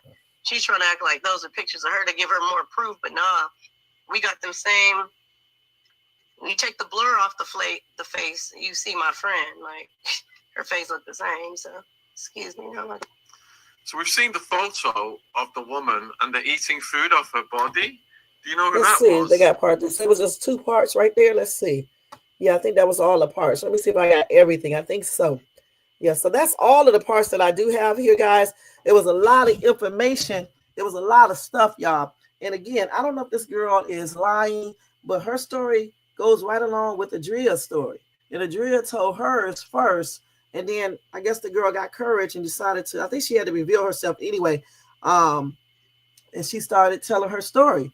And I honestly believe her. I mean, because, I mean, the stuff she's saying is just, who's going to sit here and think about all this type of stuff like this? Who's going to do that? I don't see that happening. You know what I'm saying? That somebody just sitting there thinking of all this stuff. You know, she even got so detailed that she said the dude wasn't even excited. The one white dude, I think the jurist white dude who didn't want to do something at first. And she also told you that he asked what size, you know, what does she like? And she said big ones. So I think if she was lying, she would have left those things out. You know what I'm saying? And I guess they cleared up the age. So when he met her, she was 11 or somewhere around that time. And he kept her until she was 14 or 15 years old. So she definitely was a minor. And he did take her V, according to her, allegedly. So this is a hot ass mess, y'all. The whole thing. The whole thing. Let me try to get them this. I'm gonna have to subscribe to this girl. Let me follow her. Janaya Marie. If y'all want to check out all these videos again, let me show y'all her TikTok page so y'all can go ahead and check her out. And y'all can watch those videos yourself. That's the girl who posted all this, okay? So you can go over there and you can check out the whole thing yourself and listen to it as well. All right, but this is a hot ass mess. Again, I don't understand, you know, why these people. I understand that they don't want to give our actual names, but let's describe some of these people. Just giving off hints, we can know who you're talking about, because these people do need to be held accountable. Yeah, he did. He threatened that man with that if he did not do it. And the thought of him too unaliving kids, African kids, is plainly ridiculous. I wish people would say something, even though they're in a different country, they can still say something. Go online and talk about it. Let's see here what some people are saying. Okay, I just read these right here. Somebody said this is a sick world that we live in. We have some sick ass people. He did what he okay, did. We have some sick people out here in this world today. Somebody said, J-Lo, you are canceled. J-Lo and Chris come to the front of the class. J-Lo, Bill Cosby, Kris Jenner all need to be prosecuted to the fullest. We have to have evidence, though. You have to have evidence. Okay, this is hearsay. We don't know if it's true. Somebody said, I need to see Kris Jenner's shoulder. Definitely. But she could have got that repaired. You know what I'm saying? Somebody said, I knew of her saying on the show she was stabbed before, but no one knew by who, not unless she was there when it happened. We know now. So let's see. Somebody said, I believe her because she talked about the red room with the mirror. This one TikTok video, these people had went to one of Diddy's house he no longer had, and there was a red room with mirrors. I see that too, you guys. That's why I know that's not fake. The table stuff, a lot of people talk about women on the table, and they're eating off them. Even just regular stars who said what they saw. You go look at those videos. And she said she gave people venom too. I don't think she would have disclosed that if she was lying, that she also gave people venom, snake venom. They also had a witch there. The witch has snakes, right? And took the venom out of the snakes, I guess. You know, so that shows right then and there that they're into satanic stuff. Hey, KMB, thank you so much for tuning in. That shows right there that they are into satanic stuff, using snake venom and having a witch there. So don't tell them what this witch was doing, okay? Somebody says, just like the movie Blink Twice. So y'all go in there and watch this movie right here. I'll watch it too. We need to talk about it. I guess they're doing something similar in this movie. Okay, the movie is called, let me see. Can I type? Wait, what the heck am I doing? Blink what? Blink Twice, okay? Y'all don't forget, go ahead and do a Cash App donation or Super Chat for all this good information I'm giving you guys. Okay, there you go. Show y'all appreciation. And don't forget to thumbs up and subscribe to the channel. This movie is called Blink Twice. Make sure y'all watch that. I'm gonna go ahead and screenshot this so I can watch this because I want to see what this movie's about. Somebody told her to please be careful. Definitely, girl. You and Allie need to be careful along with Jaguar, right? I think she can take care of herself though. But Allie Carter, Adria, English, and this girl, Moesha. Make sure y'all be careful because y'all telling a lot of stuff. You too, Jaguar, right? You too. Chloe Kravitz got the information for Blink Twice from. I guess that's a movie, Blink Twice. They say, yeah, when they do a movie like that, they get the information from real people who really went through things. It's not imagination. Sometimes they do. Sometimes they do imagine it. As a writer myself, when I was 11 years old, I thought of a whole play called Love, Hate, Marriage, and Divorce. I never even saw the type of stuff. I just thought about it in my mind, plus the scary stuff that I used to write about. So sometimes they do think of stuff themselves and write it out, but then sometimes they do get it from people actually experiencing this.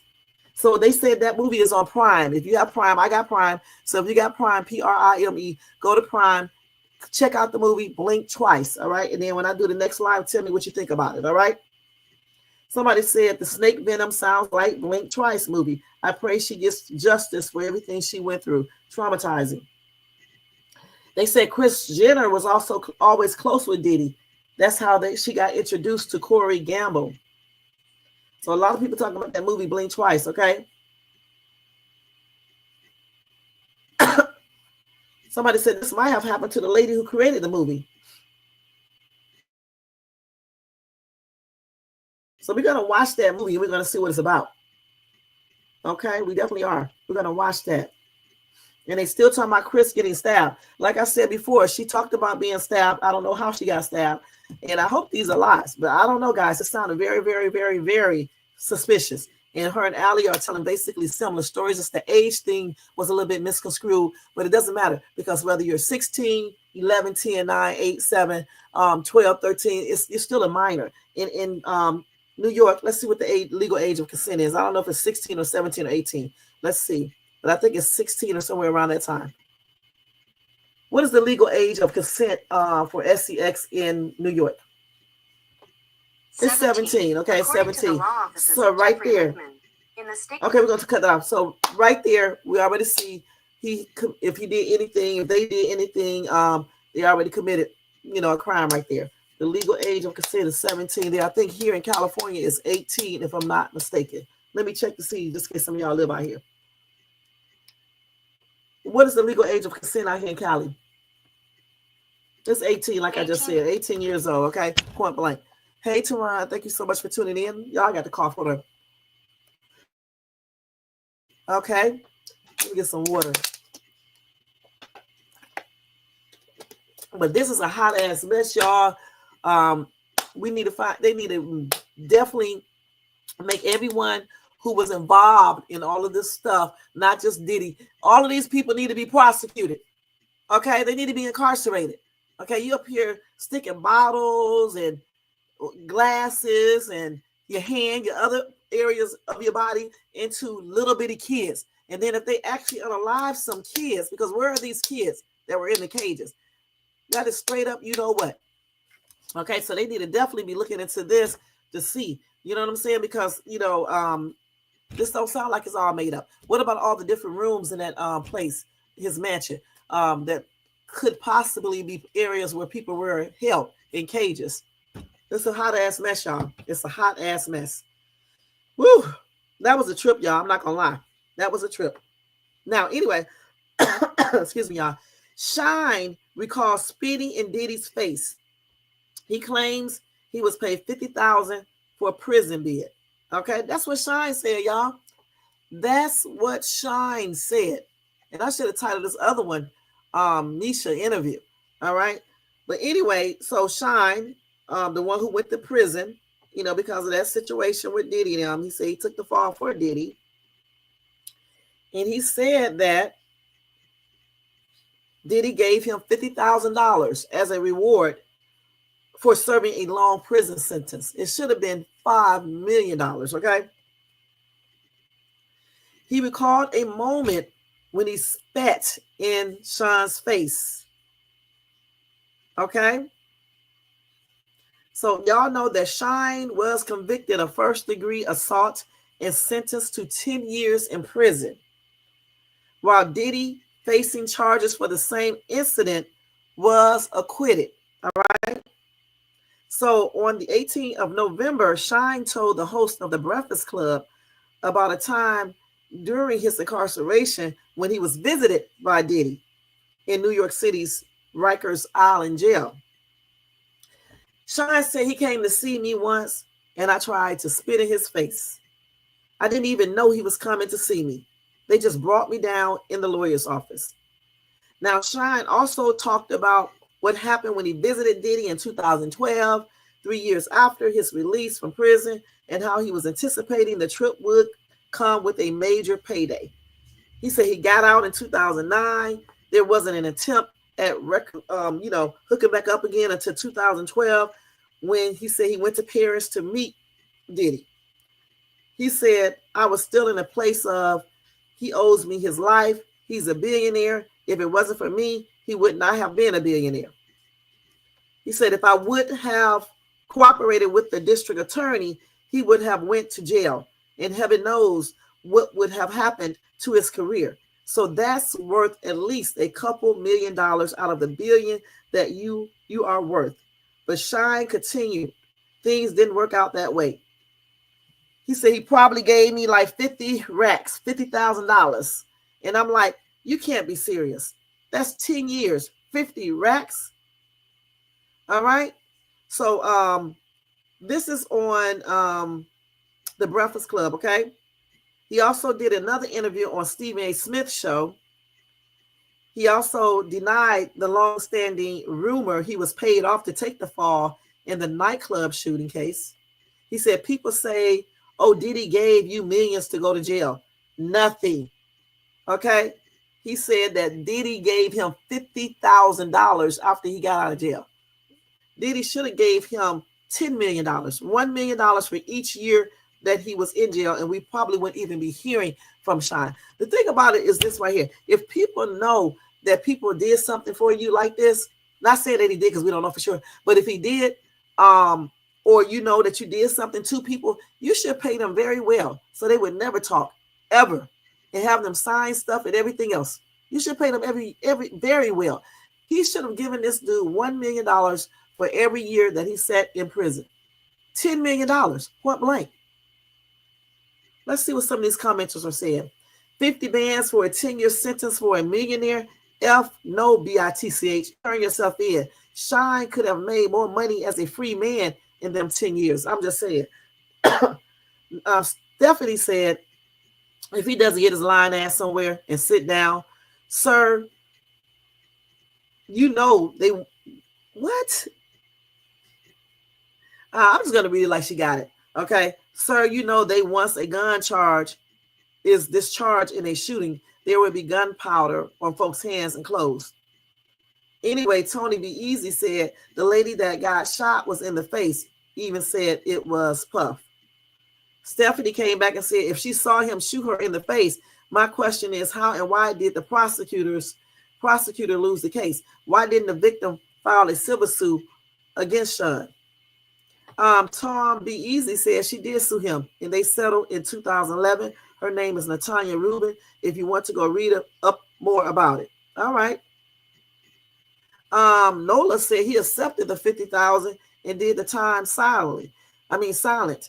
Even got deported, straightened up his life and became a politician. Now he wants to say something and blame Diddy, but not realizing that was part of God's plan for him. If it wasn't for the charge, he would be a failed, broke rapper, not a politician, making positive changes in his home country. The thing is this right here. It doesn't matter what happened afterwards. The fact is that if he did take the fall, he should have got more than $50,000, point blank. It doesn't matter about all this other BS, okay? If he took this fall and they had some type of agreement, Sean should have paid him $1 million for each year because he's rich as ever, okay? Period, just like you guys would want. Half of you guys would even took the fall, so stop, all right? Because I know I wouldn't have, shit. Unless he was threatening me or some shit, but I still would have had to have him sign something and stuff and say, or something. I would have my lawyer or somebody give it to him and make sure that I get that $10 million after I get out of prison, point blank. Well, I mean, still 1 million, 10 million for the whole year is I mean, for the 10 years is still good. It's better than what the police give you when they incarcerate you for mistaken identity and they don't give you shit, basically. I think 10 million is still a pretty good amount. You know what I'm saying? Yeah, I'm not either. I can't do it. I mean, I have to just go get some people to help me out to watch my back because I don't know if I can do all that.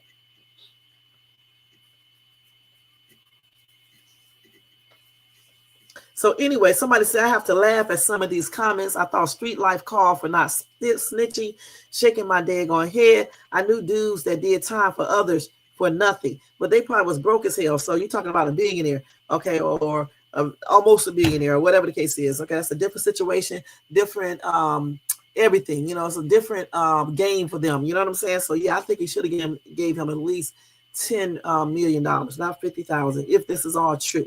You know what I'm saying? But anyway, that was that interview. If you guys want to check it out, you can go to, I forgot who you can go to. Let me go see what did they say here. Where are we at here? Shine. Hold on. Let me go to Shine thing again. Y'all done lost the damn thing. Shine. Let's go to it. So he was on The Breakfast Club. You can go there and watch the entire video. He was also on Stephen Smith video, I believe. I'm trying to remember this straight off my head before I get to this damn slow ass thing coming up. Anyway, I think those are the two places you can find that interview on, okay? Point blank. So yeah, check it out so you can hear the whole thing. The next one is that the Diddy is accusing prosecutors of altering Cassie's assault video to make the judge think he is dangerous. Okay. We did see the video. So it does look like he is dangerous. Okay. Point blank. It looks like he's dangerous. I don't know if they altered the video or not. I don't know if they did that. But the thing is that, you know, when they showed that video, which we know is true, he looks like he's dangerous. So I don't know what type of altering they're talking about. But shit, even if they didn't alter anything, if you see a man beating a woman like he was beating Cassie, you're going to still think that he's dangerous. Okay. And I think they took the story down because I don't see it on my phone or anything. Let's see. Yeah, I don't see that. Let me see if these people go into any street details. Hold on. Let me see if I can pull it up on another site, y'all. They be taking stuff down quick. Hold on. Let me see if I can pull it up somewhere else real quick and see what it says here. So I don't know if they actually altered that video, but in my opinion, even if they didn't alter it, anytime you're showing a woman getting beaten by a man, it looks like he's dangerous. I don't know. I mean, what would you think he is if you saw him beat up somebody like that? Remember this. He pulled her from the elevator and threw her down.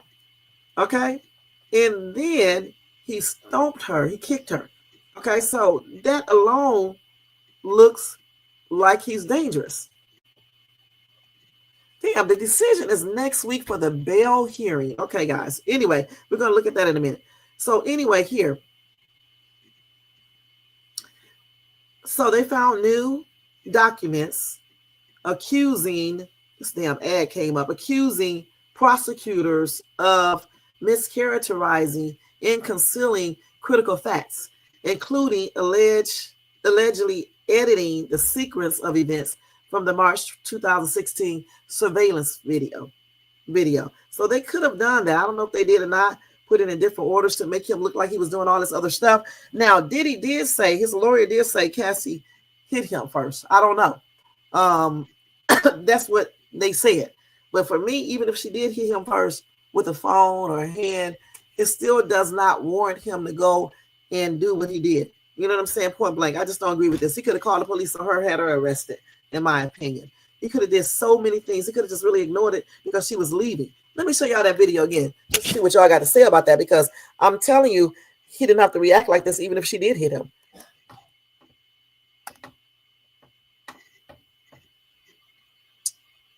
Let's see. So it's disturbing images. Hold on. Disturbing images. So if you have any kids around, hopefully they're not watching my video anyway, because all the stuff we just got to talking about. So just, parental advisory in effect. Okay. obtained exclusively by CNN appears to corroborate some of the allegations of abuse against music mogul Sean Diddy Combs. Now, the video, captured on multiple cameras, it doesn't matter. shows Combs assaulting his then-girlfriend, Cassie Ventura, in a hallway at a Los Angeles hotel in March 2016. A lawsuit filed by Ventura in November last year and settled the next day referenced actions that seem to match those seen in this video. There is no audio. According to the complaint, so the thing about it, we're going to stop there because we don't need to hear all that. Okay, so then it was more. He was sitting down in a chair or something, threw a vase or something and all types of stuff. The thing about it, even if they did change the sequence, okay, he still would be looked at as a dangerous person. I mean, however, I do understand what they're saying because you cannot change the sequence of a video because then you talk about legalities. So that's the part he's talking about, changing the sequence to make him appear even more dangerous. All right, but I don't see how he could appear even more dangerous because he was looking dangerous anyway, just by kicking her, just by grabbing her and throwing her on the floor like that. She wasn't even hitting back or anything. And he proceeded to go ahead and keep on kicking and hitting her and things like that. You know what I'm saying? So it was a lot. Even if she did kick him first in the hotel room, which we did not see, I don't think this warranted him to be reacting like this. Okay, point blank, especially with them dating for so long and all of this. But Cassie also said he did stuff to her before. So it all goes hand in hand with me. Okay, point blank. Okay, so that was a hot ass mess. So I don't know. I do know what he's trying to accomplish with what his lawyers are saying, but at the same time, go ahead, Ange. At the same time, I don't think that makes him look any less or more dangerous. I think he was looking dangerous anyway because he was, doing the most from the get-go. You know what I'm saying? He was doing the most. He was doing something that he should not be doing. I don't condone any man hitting a woman unless it's self-defense. I don't. I told y'all that before. I don't. I had a whole live on it. Just like I don't condone women hitting men, okay? Keep y'all damn hands to yourself. That's on everything. Then you don't have to worry about all that. But you got some men who like to hit women even if they don't touch them. Okay, so y'all definitely need to learn how to keep your hands to yourself before you meet somebody that don't play that and they react in a different type of manner. Hold on for a minute, y'all.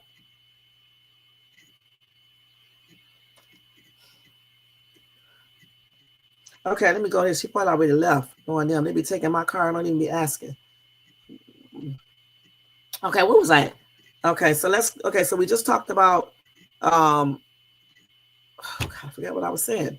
The prosecutors possibly altering the video, changing the sequence of it. Okay, cool. Possibly changing the sorry about that, y'all. Possibly changing the sequence how they showed it, I guess. Let's see what else they got here. Yeah, that's what they did.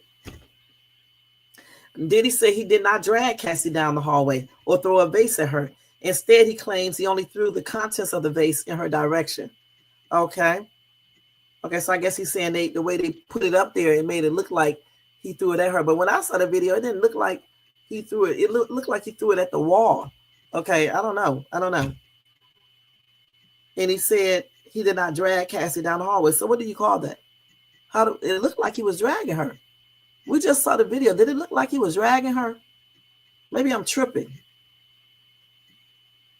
He said he describes the video as merely a sad glimpse into a decade-long consensual relationship and insists it does not indicate any coercion or involvement in sex trafficking.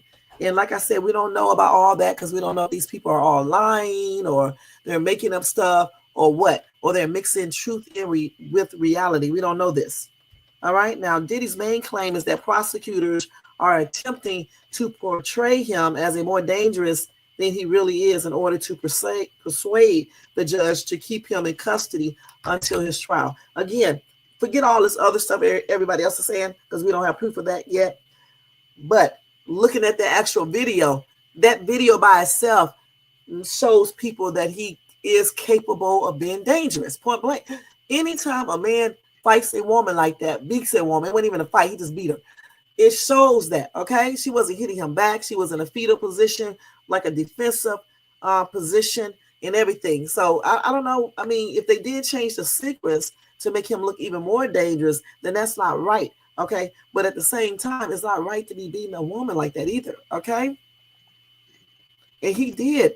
You said no nonsense. He abused that lady, and he should just own up to it. He did drag her. I mean, it looked like it to me. Yeah, KB said the same thing. Right. Yeah, the base, I think, hit the thing, but he was still throwing it toward her direction. I don't know if he was trying to hit her with it or he just threw it out of anger, you know, because people do throw stuff. But the thing is that we're talking about him beating her. He did beat her. He did take her from the elevator and throw her down. He also kicked her. So what is he talking about? He did all of these things. We just watched the video. We didn't watch the whole video. We don't need to see the whole video. We saw what we saw. Go to TikTok and you can look at the whole video, point blank. Let's keep it real, Diddy, now. Let's keep it real. I know you're trying to get out, you know, but let's keep it real. You were abusing Cassie. Simple as that. In that video that we saw. You did this. This ain't no allegedly. We saw the damn proof. The girl was leaving. You should have let her left. Leave. Let her leave. Somebody said it was about to be another freak off. I don't know if that's true or not. He did not held her against her will. Cassie, they was just in a hotel together. Okay? I didn't read nowhere where it said that he held her against her will. I think he had fell asleep, and he claimed that she hit him. I don't know for sure. And she got her stuff and just left and tried to leave. Anyway, I think he fell asleep, and she just got her stuff trying to sneak out, especially before that next freak off section was about to happen. Because I thought somebody said it was somebody else in the hotel room getting ready for it. An ex-worker. I don't know if that's true. All right? So let's go to the next one now. Yes, she was trying to get away when she was leaving because he had fell asleep. A lot of women do that. A lot of women, that doesn't mean he did this. Okay? It doesn't mean he did this either. A lot of women do that. When they get into altercation with their men, or when the man try to get them to do something they don't want to do, they try to leave when he go to work or either when he go to sleep. And he just happened to wake up, or either the person was in the room, if there was anybody in the room, told him, and he woke up and he stopped her from leaving. What you mean? What am I saying? What does it sound like I'm saying? That's not kidnapping. How do you figure that's kidnapping if he trying to stop her from leaving? I don't even think, honestly, I don't think he was trying to stop her from leaving. I think he was trying to whoop her butt because she still left, remember? She went back to the elevator again and left. I think he was fighting her. He didn't pick her up and take her to the room and strap her in a chair and say, you stay here, don't you move. She went back to that elevator and left. That's when the other lady or man came through the elevator. And then she went and got a Uber or something, her car, Uber, I can't remember. She sent Diddy text messages and stuff, and I told you what the text messages said, Plus she talked to the hotel person, and he told her don't come back to the hotel, let Diddy cool off. And she said she wanted to go back to the hotel and talk to him because when he get home, it's going to be worse. Okay, that's what she said out of her mouth. So I don't think he was kidnapping her at that particular time. I think he just was mad and started fighting her at the elevator like a lot of dudes do because he didn't restrain her and make her stay there. He kicked her. He hit her. He kicked her. He slung her down and looks like he dragged her to me. And then she eventually got on that elevator again and left. Hold on, y'all.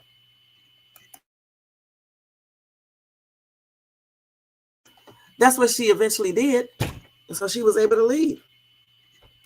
Okay. Let's go here to this next story. So the judge asked if Diddy retroactively wrote legal on his jail notes to implicate ex-trafficking prosecutors. Now, hopefully he did not do this because the thing is if he did do this, why would he do this? Would he not know that they would know that the notes are different because they would have the original copy of it? That would be stupid. You know what I'm saying? Anyway, the judge in Sean Diddy Combs' ex-trafficking case has questions about his notepads. Someone wrote Morgo's notepad. Someone wrote legal on the pads in the days after prison officials took evidence photos of them. The judge is asking if the word was added retroactively to implicate prosecutors. Now, I'm getting ready to play devil advocate. Okay, so who says that even if somebody did write it, who can say that it was him who wrote it? It could be one of the prosecutors who wrote it to make it seem like he's doing some shady business. You know what I'm saying? It could have been one of them that wrote it. We just don't know. Or it could have been him. So anyway, they said the jailhouse notes, which prosecutors allege shows Combs attempting to pay witnesses, have been a point of heated contentions this week. At a hearing in federal court in Manhattan on Tuesday, defense lawyers argued that Combs' white cardboard-bound legal pass photographed last month during a BOP raid had the word legal clearly handwritten on their top binders. Prosecutors' possession of these photographs, despite this clear warning, may warrant dismissal of the entire case due to attorney-client privilege violations, Combs' lawyer, Mark Agnifilo, had argued, gesturing to the actual notepads on the defense table before him. In response, Assistant U.S. Attorney Christy Slavik said the material is not privileged, adding it's not clear when that legal label was attached. District Court Judge Aaron Subramanian, I can't ever pronounce his last name, but Judge Aaron, who's overseeing the case, has done some sleuthing into the matter of his own. So he said, at the November 19, 2024 hearing, defense counsel presented the court with an intact legal pad with legal written on the binding, stating that the legal label on this and other pads showed that they were clearly protected by attorney-client privilege and should not be in the government's possession. The judge wrote in an order late Wednesday night. So let me stop right there. So the judge said it was there. That's what the judge said. Okay, if I read this and comprehended this correctly.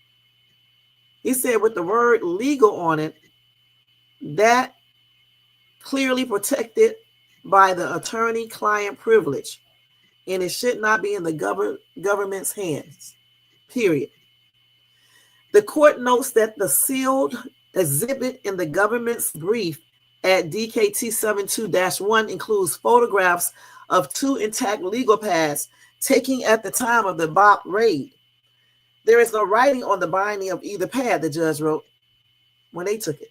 The parties have a bail hearing scheduled for today, where the defense should be prepared to give the court further context on the legal label that the court was presented with at the November the 19, 2024 hearing. Now, the defense must also address why this label doesn't appear on the photographs in the court possession and why it wasn't addressed in the defendant's submission to the court made a few hours before the November 19, 2024 hearing, the judge wrote. A lawyer for Combs declined to comment Thursday. Combs has pleaded not guilty to a federal indictment alleging he engaged in a decades-long pattern of sexual and physical violence against women, including during his elaborate days-long parties known as freak-offs. Of course, he has insisted through his lawyers that the actual conduct in the indictment was consensual and that his accusers have financial incentive to implicate him. Okay, now, spokesperson for the U.S. Attorney's Office did not immediately respond to requests for comment.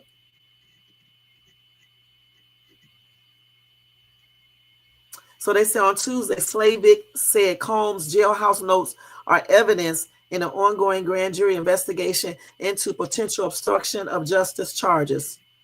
All right, the notes part of a to-do list include a reference to the defendant paying a potential witness to, quote, find dirt on a potential victim, Slavik told the judge.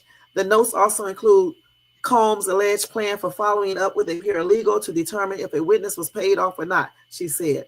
All right, so there you go. Okay, it's going to be pretty interesting to see what this judge said today. They said they would not know until next week sometime, so we're definitely going to be waiting for that to see what the judge said. All right, so let's see if we can find anything on that real quick. How long we been on here? We've been on here for an hour and 50 minutes. We're doing good. I cannot believe I'm doing good, y'all. So let me hurry up and find this. So you already sent me the story, right, Jermaine, on here on my channel. Let's see. Let's go to that link real quick. I'm going to have to go here and get it, y'all. Hold on. I actually can just go to TMZ and type it in. Let me see.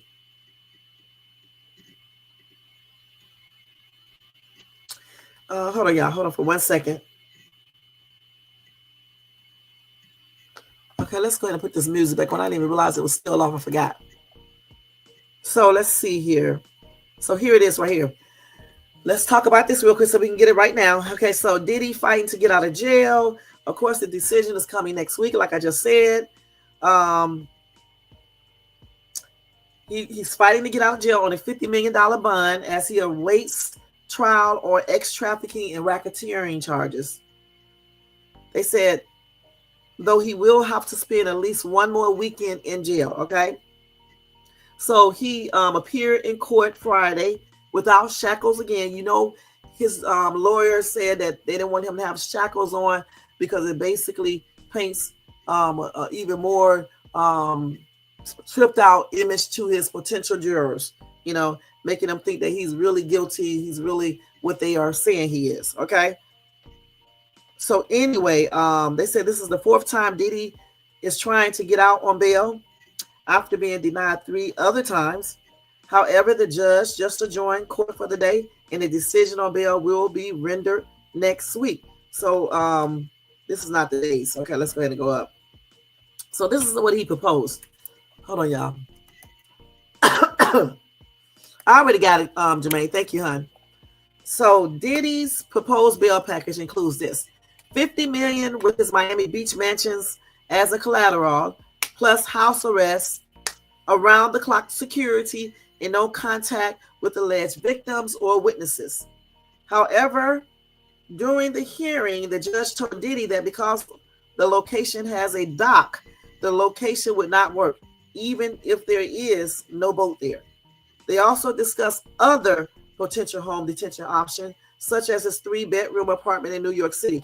I think if they give him detention, I mean, if he can get house arrest, he gets the bail, I think he don't need to have his luxuries in his house. I mean, I know his apartment can be luxury too, but not like that house can be. I think they should make him go to his apartment, one of his apartments, for real, or put him in a whole different apartment or something. I don't know. Make him get another apartment. But that's what I think they should do. Anyway, they said 2 judges have already concluded Diddy would pose a threat to the community if released, and his bail attempt last month was denied after the judge raised concerns Diddy could obstruct the investigation and interfere with witnesses. For his part, Diddy is accusing federal prosecutors of editing the Cassie beating video to make him look more dangerous than he really is in order to keep him behind bars pending trial. Diddy scored a legal win, y'all, earlier this week, which I told you guys about, when a judge sided with Diddy's defense and ordered prosecutors to delete the photos of Diddy's personal legal notes that were snapped during a raid on his jail cell. As you know, Diddy has been held without bail at a federal jail in Brooklyn since his September arrest. Diddy's trial is scheduled for May the 5th, and if he doesn't get out on bail now, he's likely to spend the holidays behind bars. So Diddy's family, his sons, his daughters, and notably the mother of Diddy's daughter, Chance, Sarah Chapman, appeared at his bail hearing to offer support. However, they will have to wait a few more days to find out if Diddy's coming home. Okay, so we will see. And in regards to that, guys, there are a lot of criminals that be let out of jail on bail that be doing just as worse. And that's where I'm going to leave that right there. Okay, point blank. Yes, they do. I got some of the stories right here on my phone. All right.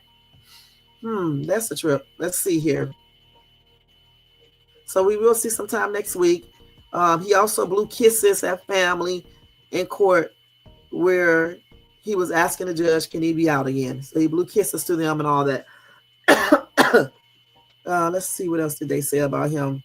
He was also smiling. Well, 2 days ago when he went to the other hearing, he was smiling, and there he was joking with his attorneys in court as well. Okay, so somebody said if he gets out of jail, he's helping the feds, y'all.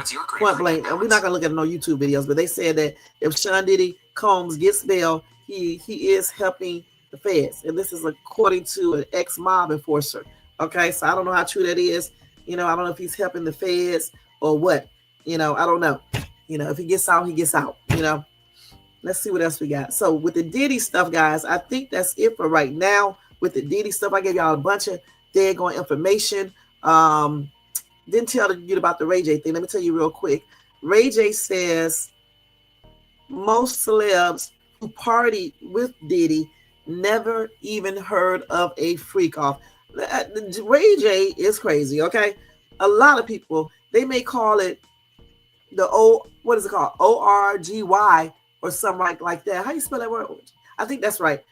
They may not use the term freak off, but I'm pretty sure a lot of people know what this is. Okay, I don't know what RayJ is talking about. Okay, I just don't know.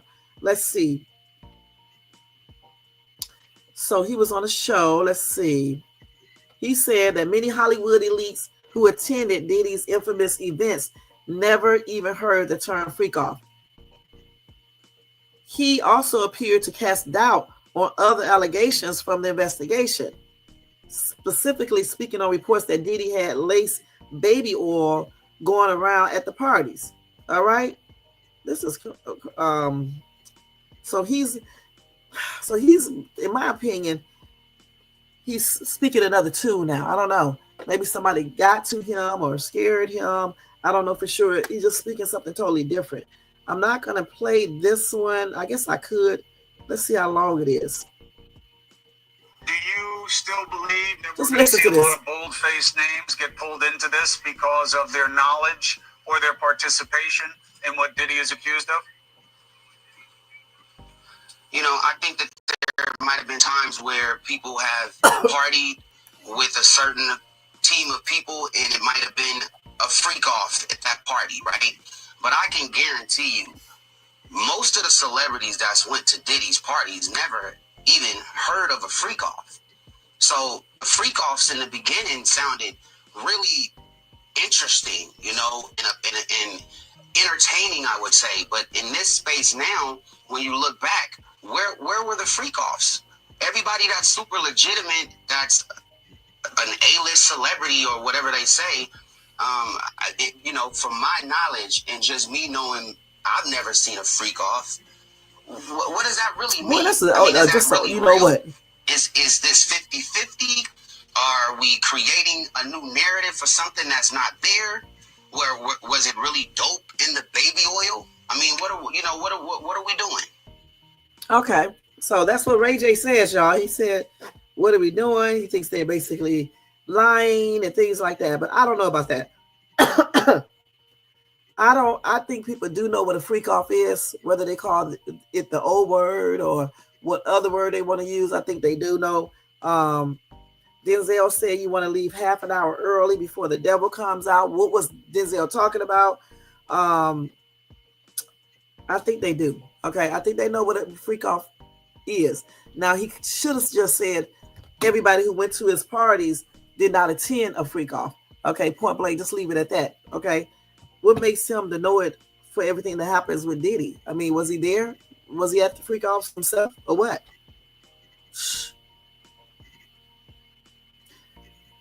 They just call it, different names. Somebody said I'm calling BS on this. It's RayJ trying to backpedal his many statements about Diddy in his son's recent actions toward him. He's scared. Somebody said, now don't play dumb, RayJ. Just because it was never stated doesn't mean you didn't know. That's semantics. Somebody said, sounds like people may be pressuring RayJ to keep quiet. Somebody said, yeah, right. Another commenter says, sudden case of forgetfulness. Another commenter said he guilty by association. Another commenter was laughing, saying, yes, I really believe that one. Another commenter said they all know about the freak off party. The Johnson baby oil was introduced to them. I know that's right. Another person says what I said. Why is RayJ so vocal? Okay. Somebody said you think Trump, Epstein, Matheson, Kutcher attended any of his parties? They said he was pretty popular among the celebs and politicians and other billionaires. And when we go back to somebody said he's an idiot. Okay, but when we go back to all these different stories, interviews, these people said there were some politicians there. There was elite people there, you know, all types of people, you know, people from different countries too. So I don't know what RayJ is talking about, you know, point blank. And let's go to Katt Williams real quick. Excuse me,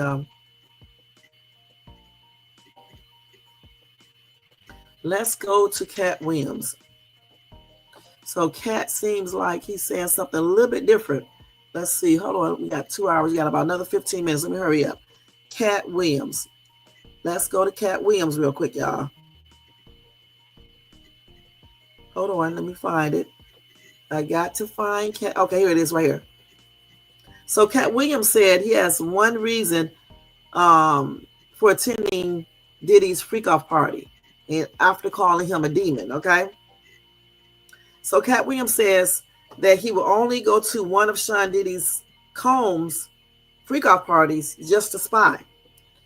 Williams made the comment in a wide-ranging interview in which he opened up about his feelings toward Diddy, okay?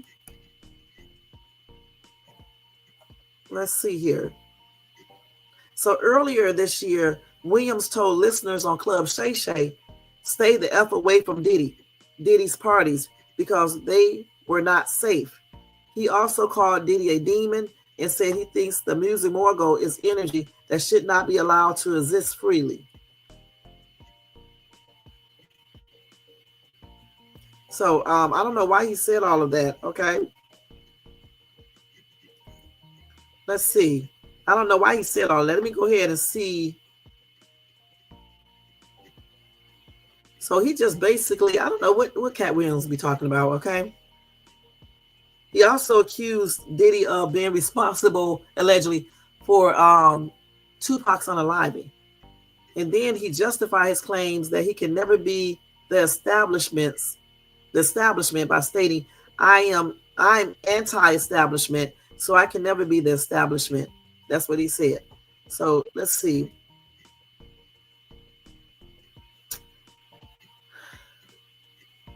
So let's see what else he said. He said a lot of stuff, but then on this other article, he explains why he made that comment to Club Shay Shay person Shannon Sharp. Hold on, y'all. Let's see what he said.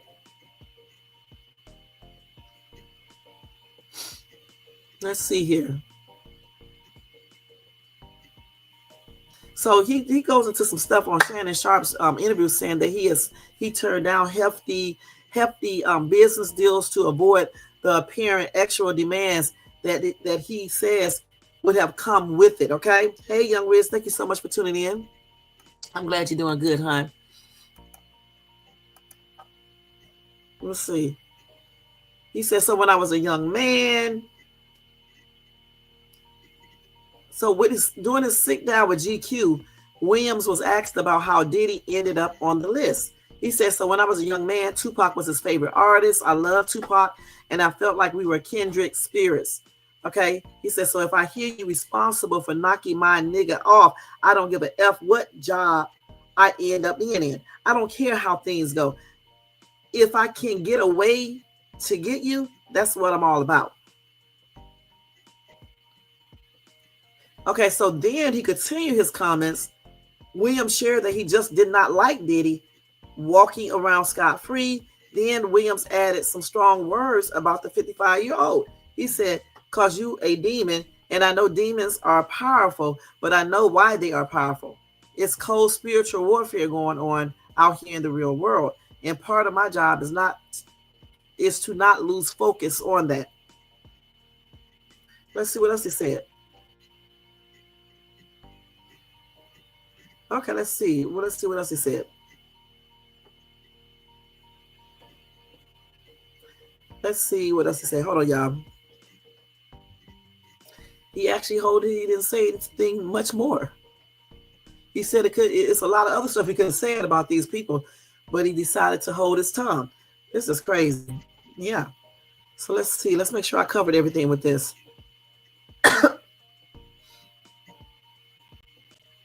Okay, so that's what he said, y'all. It is what it is. So he did not recant anything he said. Yeah, he didn't recant anything. He just basically talked about it from what I can read here. He says a spiritual warfare. He said Diddy is a demon and things like that. He said he could also say more, but he's just not going to. You know, he thinks that this dude was responsible for Pac's unaliving. Okay, so it is what it is. All right. This is a lot of stuff, though, y'all. Even Chloe is talking about this man's parties. So we'll listen to her later on, okay? Because they talk about her mom all day. Okay, so we'll talk about that later. All right, so that is it with the Diddy news. I think I did cover everything. Let me make sure, because I hate when I don't cover everything. Let's go over and check real quick. Let's check and see that I cover everything. Yeah, I told y'all everything. RayJ, about Diddy stuff, Katt Williams, all of this stuff. The sale where they did the raid and took the notes that didn't have legal on them at first, and then they all of a sudden had it on there. Okay, which making them privileged material. Okay, we talked about his 4th bail attempt. And they're going to give you the answers to that next week. Okay, he did have some visitors there in the courtroom. You know, one is his baby's mom, the last child he has, and I think his kids, at least some of them. Let's see. We talked about Misha, who came out and gave that explosive interview. I'm going to actually change the name up here and put her name up here. That was an explosive ass interview. She dropped a lot of tea, a lot of stuff. I feel sorry for her, you know, because I do believe what she was saying, you know, and all the other kids that were unalive and the parents who lost their kids, if all of this is true, and Adria and just everybody. That's a shame. All of that. The only thing I did miss is the Netflix thing, and I'm going to tell you about that. And I didn't miss the recall. I'm going to do that in a minute. But everything concerning Diddy that I wanted to tell you in this live, I just did. All right. And you can leave your comments regarding that. Keep them respectful. Otherwise, it will be deleted. Point blank. And you will be blocked. And that's on everything. I'm not even playing. All right. All right. So let's go ahead and jump into this breaking news so we can get out of here. First thing first, let me tell you guys about Netflix. We knew it was coming, guys. We knew it was coming. All right. Hold on.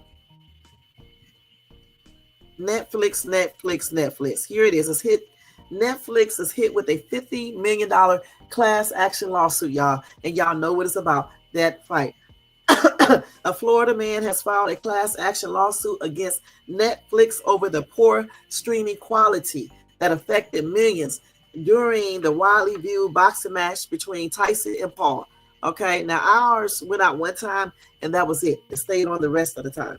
Anyway, a lot of people complained about it, saying their stuff was freezing up, it was going out, it was just horrible. So I can see exactly why they are seeking this. Okay, they're doing a class action lawsuit, as they should, because when people are paying their money for a damn fight, a boxing match, we want to see it without any interruptions, especially when you're paying for it. Okay, you know what I'm saying? You want to see this. You want to see people fight. Okay, goodness. Anyway, Ronald Blue Ditton, a resident of Hillsborough County, Florida, alleged that the streaming giant was guilty of breach of contract over the frequent glitches, according to, of course, TMZ.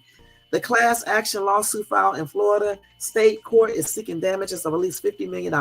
And of course, y'all can join in that. And then I don't know how much everybody would get, probably the money you paid for the service that day or whatever, or for the fight. I don't know. Anyway, 60 million Americans were hyped up to see Iron Mike Tyson, the baddest man on the planet, versus YouTuber turned prize fighter Jake Paul. What they saw was the baddest streaming on the planet, the lawsuit claims.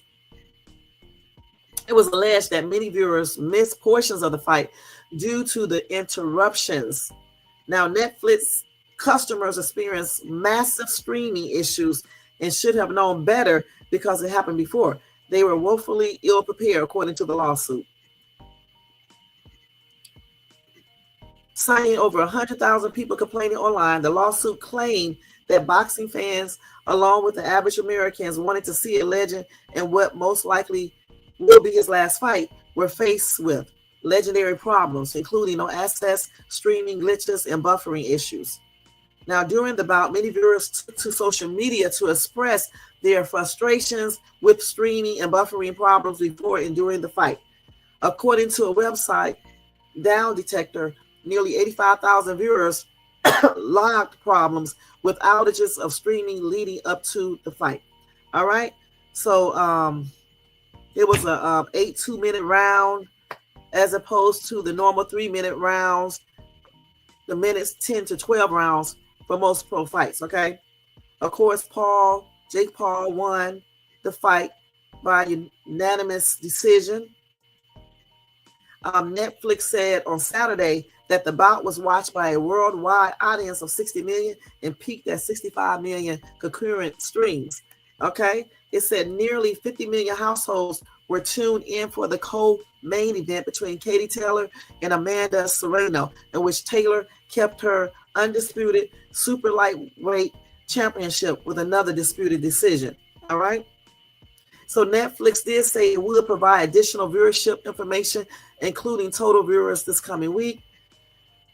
So the bout between the YouTuber turned boxer Paul and Tyson, 58-year-old former heavyweight champion from AT&T Stadium in Arlington, Texas, was Netflix's biggest live sports event to date, and an opportunity to make sure it can handle audience demand with the NFL and WWE on the horizon. And it's streamed globally to Netflix to 80 million subscribers at no additional cost. All right. And of course, they went to Netflix for a comment, and I guess they have not replied yet. Now, regarding that fight, because I never did come back and tell you too much more than what I said the day of the fight, I think, and maybe the day after. When the fight was on, guys, I had told people in my audience, my viewers in my chat, that I believe that Jake Paul was holding back. Okay, because I seen him fight many times, and he was fighting differently. Well, he did confirm, you guys, that he was holding back. He said he just was not going to knock him out. Let me get the story real quick before we get out of here. Let's see if I can find it again, because I got it on here. Trust me, I suppose I told you guys this back on Monday, but I, was talking about Diddy, And I had Misha way up here from back here too. Let's see. So anyway, here it is right here. He said, hold on.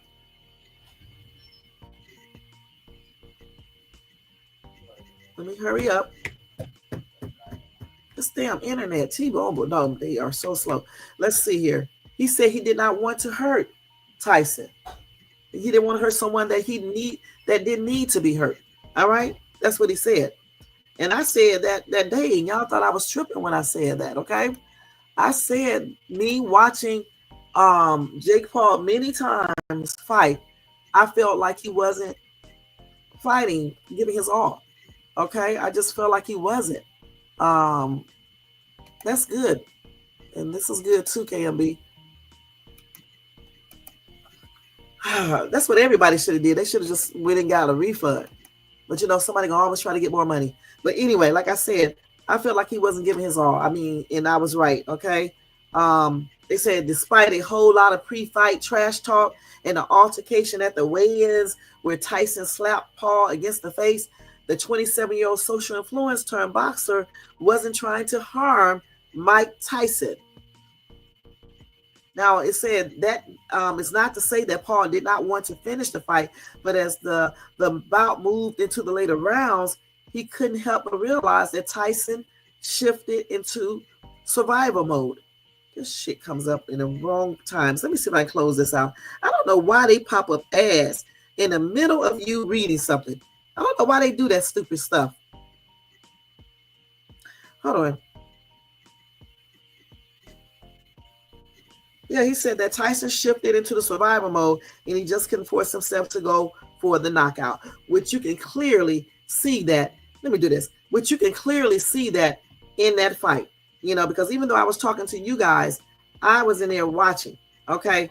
And I saw how he was doing. You know, Tyson was not even really hitting back. He was doing a punch every now and then. And Jake was hitting, but you could tell he wasn't really hitting that hard. You can also tell that he was not trying to do too much. He could have definitely knocked him out. Knockout. He could have did it a couple times. When he was up toward the rope, he could have took him out right then and there, but he chose not to. And I knew then that he was holding back. I really knew that, you know, just from seeing him fight before, from watching that fight and everything. Let me see where is this thing at that I was watching. Damn. Hold on, y'all. Let me find this damn thing. This damn crazy ass. Hold on. I hate when they put ass in the middle of the daggone thing that you're reading. They need to do something about that. They really do. Because this is out of line when they do that stupid stuff. We don't care about these ass popping up like that in the middle of the daggone screen while you're reading the article. Who thought that was a good ass idea? You can't even close it off. Anyway, he said that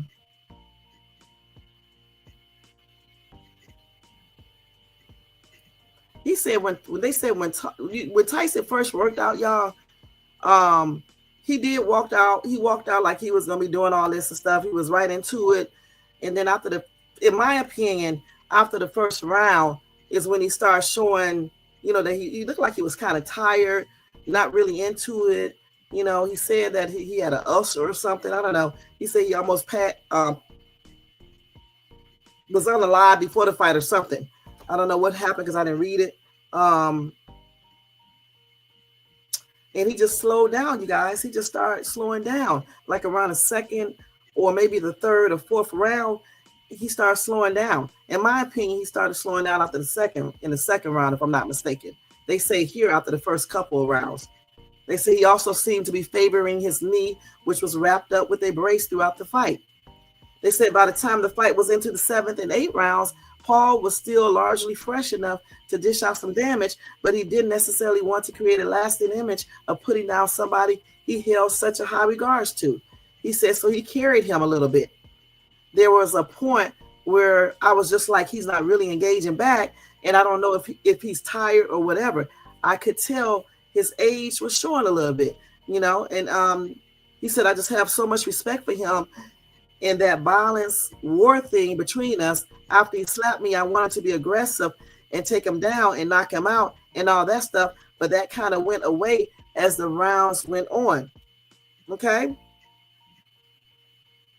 So, of course, Paul also took responsibility for some of the lackluster moments in the fight after revealing that he actually suffered an injury of his own a few weeks ago from his scheduled matchup against Tyson.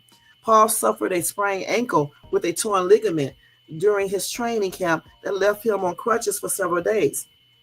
He said it just made everything mentally more difficult to go into the ring with a sprained ankle, having to tape it up. He said, I missed about 2 weeks of sparring, so I really only sparred 1 or 2 times before this fight. So that's why my cardio didn't feel as good in there tonight. Excuse me, y'all. So let's see what else he said there. And that's what he basically said, you guys. So he did not want to put him down. Okay. He said Mike was looking like he was a little tired. His age was getting the best of him. And he just did not want to put down somebody he really admires. So it is what it is. And so Paul won. I think he has 78 hits or something. I forgot what they call it, compared to Tyson only having, I think, 17. But that's still good because Tyson is 50-some years old. I think he did a good job. You know, he lasted the whole entire 8 rounds. At the last 8 rounds, that's when Tyson was still putting up his little fists and stuff, you know, but Jake Paul was for a minute, then he stopped and he started bowing down to Tyson. And I think they did the other little things that they traditionally do. And he was talking to Tyson at the same time, and Tyson was talking to him. So I think, you know, it is what it is. He did not want to knock this dude out. I think he would have did it. You know, he could have did it. He had an opportunity to do it. Now, a younger Tyson, no. But at the age that Tyson is now, you know, it is what it is, guys. Jake Paul won that fight, the boxing match, and it was a fair thing going on. You know, as far as them saying that he won, you know, based on, you know, the whole performance in the boxing match and stuff. So it is what it is.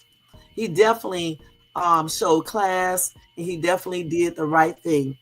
I feel sorry for everybody who voted. I mean, not voted. Yeah, who betted on the boxing match, because when you look at that side of it, I say that it's kind of if you just voted, if you just said that Tyson will win, I don't know, because he didn't really he stopped fighting. Okay, he stopped fighting. He got tired of things like that. I don't think it's a fair. They shouldn't even did no betting, because it's not fair to people who bet it, whether they won or lose, whether they won or lost. It wouldn't be fair to the people who bet it, because Tyson basically just gave up. He just stopped. He was still hitting a little bit, but you could tell he just said forget it. You could tell he was tired. Okay, everything started. His age started showing. He was tired. You could look at his face. You could tell that by looking at him and everything. So that's why I don't think they should allow betting or anything. People shouldn't just bet it on the fight. I guess everybody thought he was going to be, really into it a little bit more, but maybe if he would have did it at a later time, I don't know. But I just feel like people who lost just lost easily. You know what I'm saying? It was no fight. That's what I'm trying to say. The first round it was. Then after that, it just went downhill from there. In my opinion, it just went downhill, you guys. So it was really. I'm trying to say this in a nice way. Just put it like this. I feel sorry for everybody who lost. Okay, just put it like that, because it really was no real, he wasn't really doing anything back. I mean, for real, you got 17-78. Come on now. He wasn't really doing anything back. And you can clearly tell that Jake Paul was holding back. You could tell that. He was holding back. You could tell. Okay? Point blank. You could tell. Jermaine said he had no business fighting at his age. True. But look, if somebody were to pay me 10 million, 20 million, 30 million, 40 million, hell, they could pay me 500,000. Hold on for a minute, y'all. My call. Hold on. They can pay me 1,000 and I'll go in the ring. All right. So, good and dead going well. Majority of the people, especially people who don't have $1 million, 2, 3, 4, 5, 10 million, 20 million, good and well, you would get in that ring. And Jake Paul is the best person to get in the ring with, because if he's old as ever, he's not going to be trying to knock you out unless you're running your damn mouth doing the most. Then he may knock you out. So that's easy money. You know what I'm saying? To get up there and do all that and then get paid out $20-40 million. I think Paul got, I thought 40 and 20, but then I read another article that said they both got paid.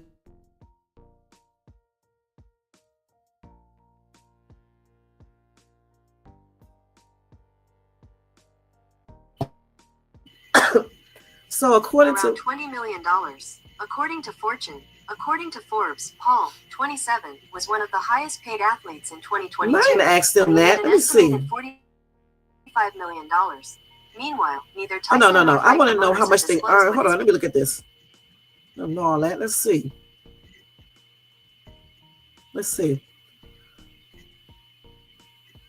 They won't confirm the payout, okay? They just guessing.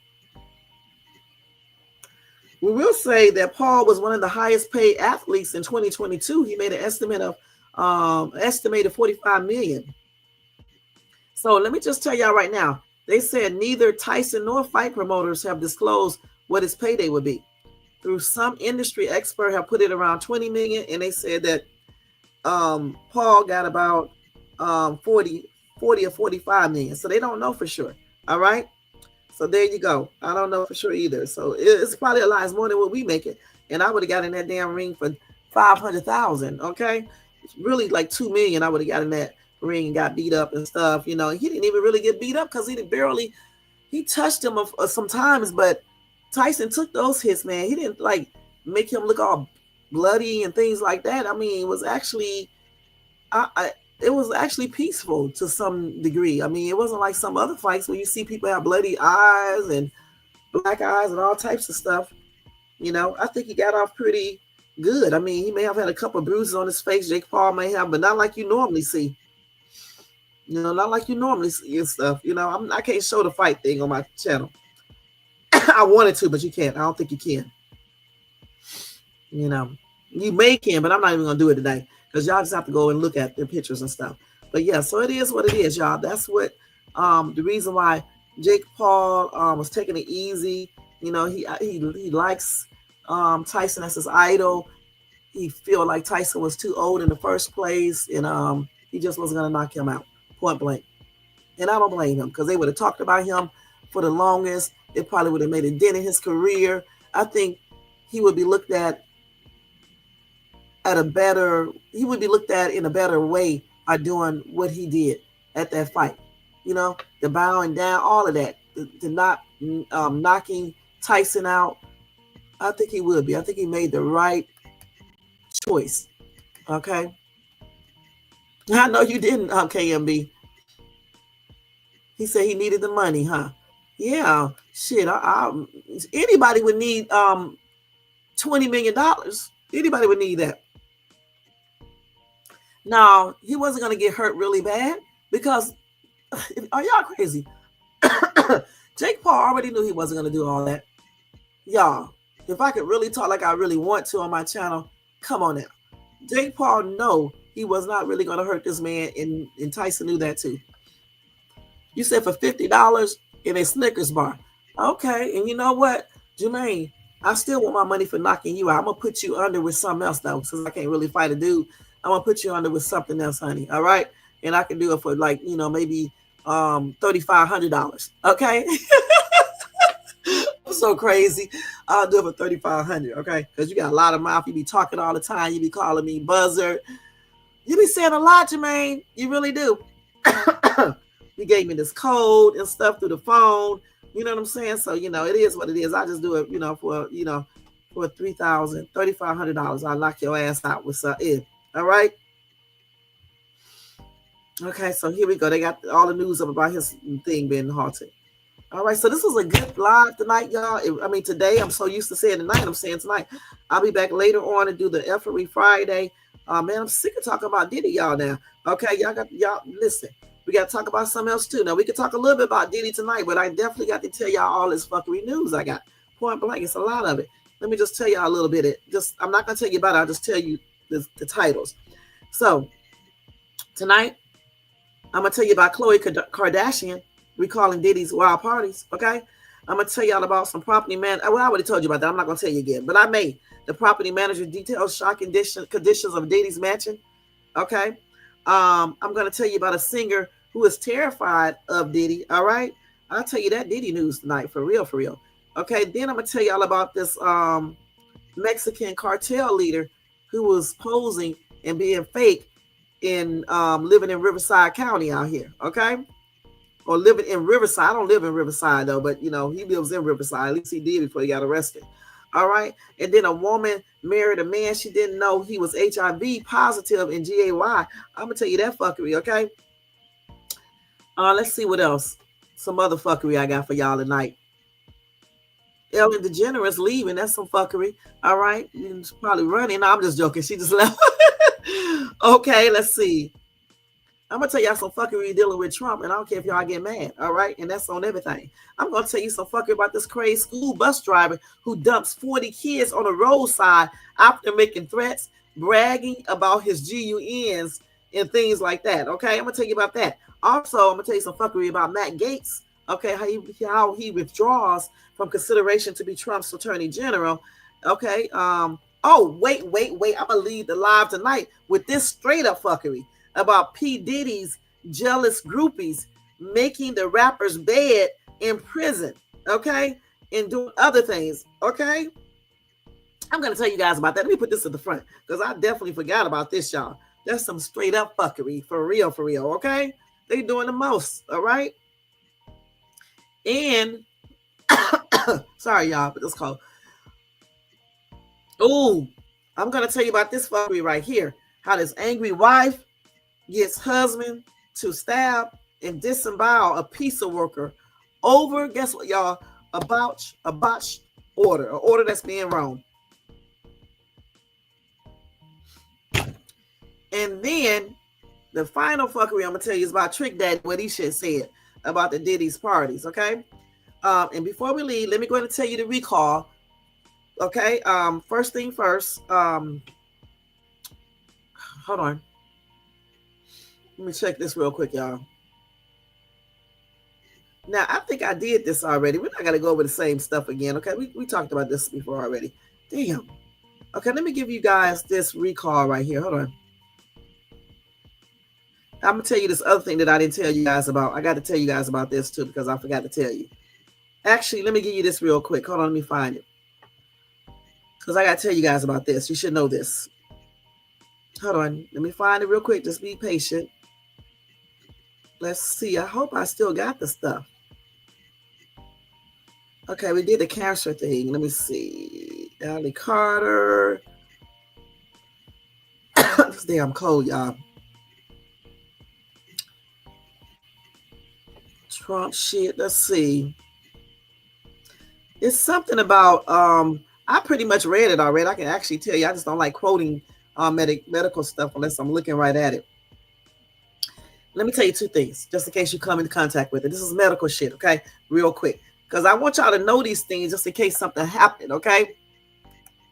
You say what? It's late on my paycheck, so I know if I be here moderating tonight, if I'm going to have an attitude. What?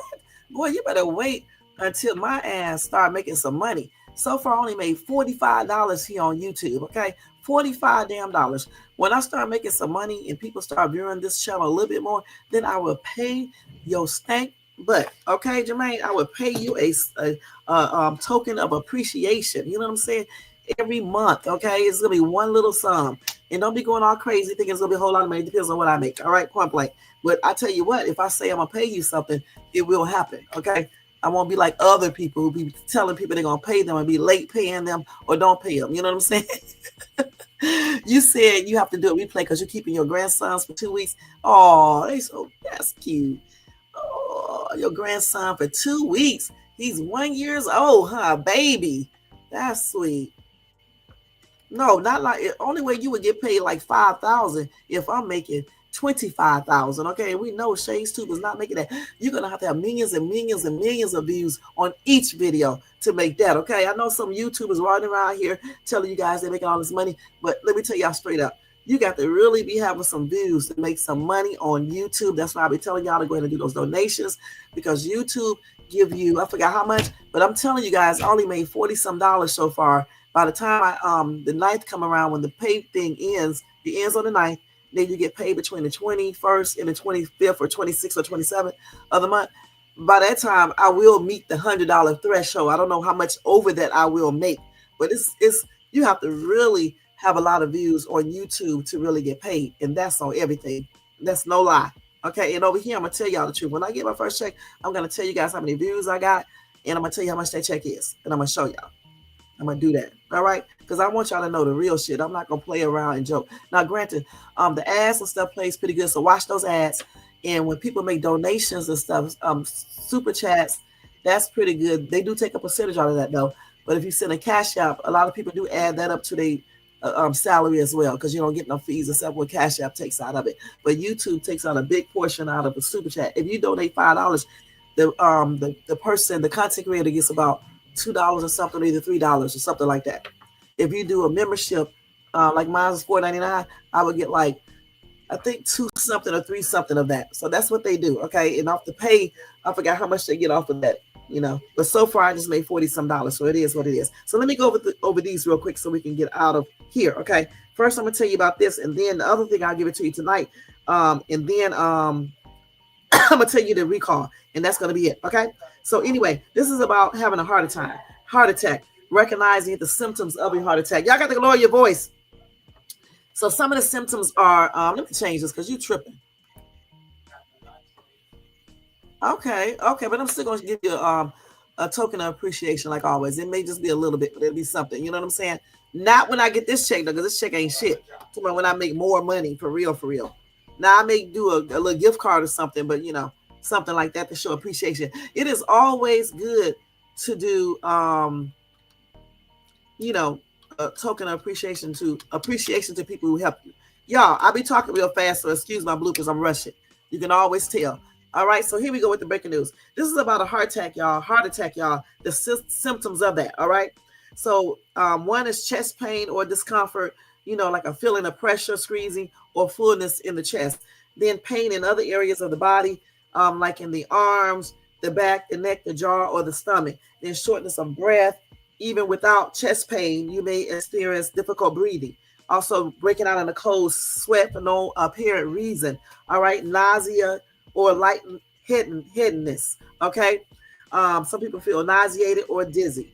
Now, they said if you experience any of these symptoms, you could be having a heart attack. So definitely take immediate actions.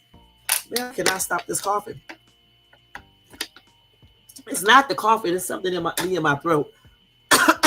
I can't even explain. It's like little germs crawling around in my throat, and I can feel it. I know y'all gonna think I'm crazy saying this. I can feel the little germs, little viruses in my throat moving around and stuff.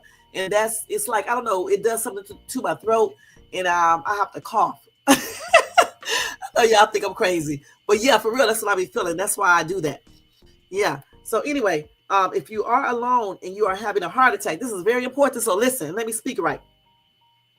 This is what you're going to do. Number one, call 911. Call 911. All right. Number two, just what I'm doing right now, you're going to do this. That. You're going to do a forcefully cough. Man, my butt know a lot about medical. Didn't I tell you the other day, if you're having a heart attack, cough real hard? Damn, that cough hurt, man. Oh my gosh, man. Woo, woo. But you're going to cough repeatedly and forcefully while you are calling 911. If you're having a heart attack, listen, try not to think about that pain. Call 911 at the same time. Practice, okay? Practice, okay?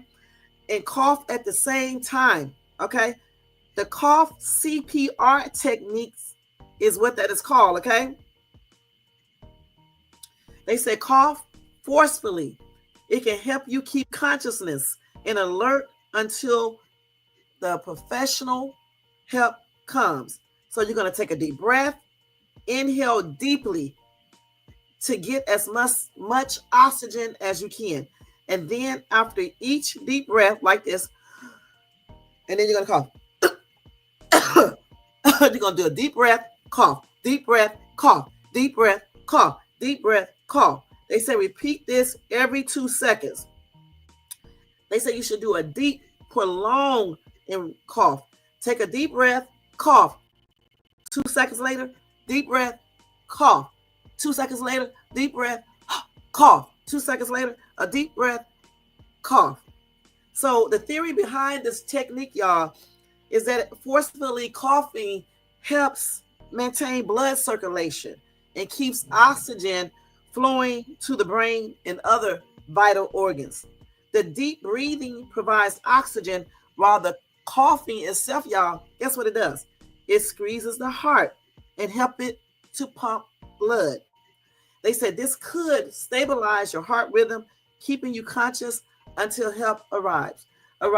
So if you are having a heart attack, I know you're going to be scared. The pain is unbearable because I got conjunctivitis and it feels like a heart attack, so I know what the pain feels like. Instead of panicking like most people do, call 911 and then take that deep breath, cough.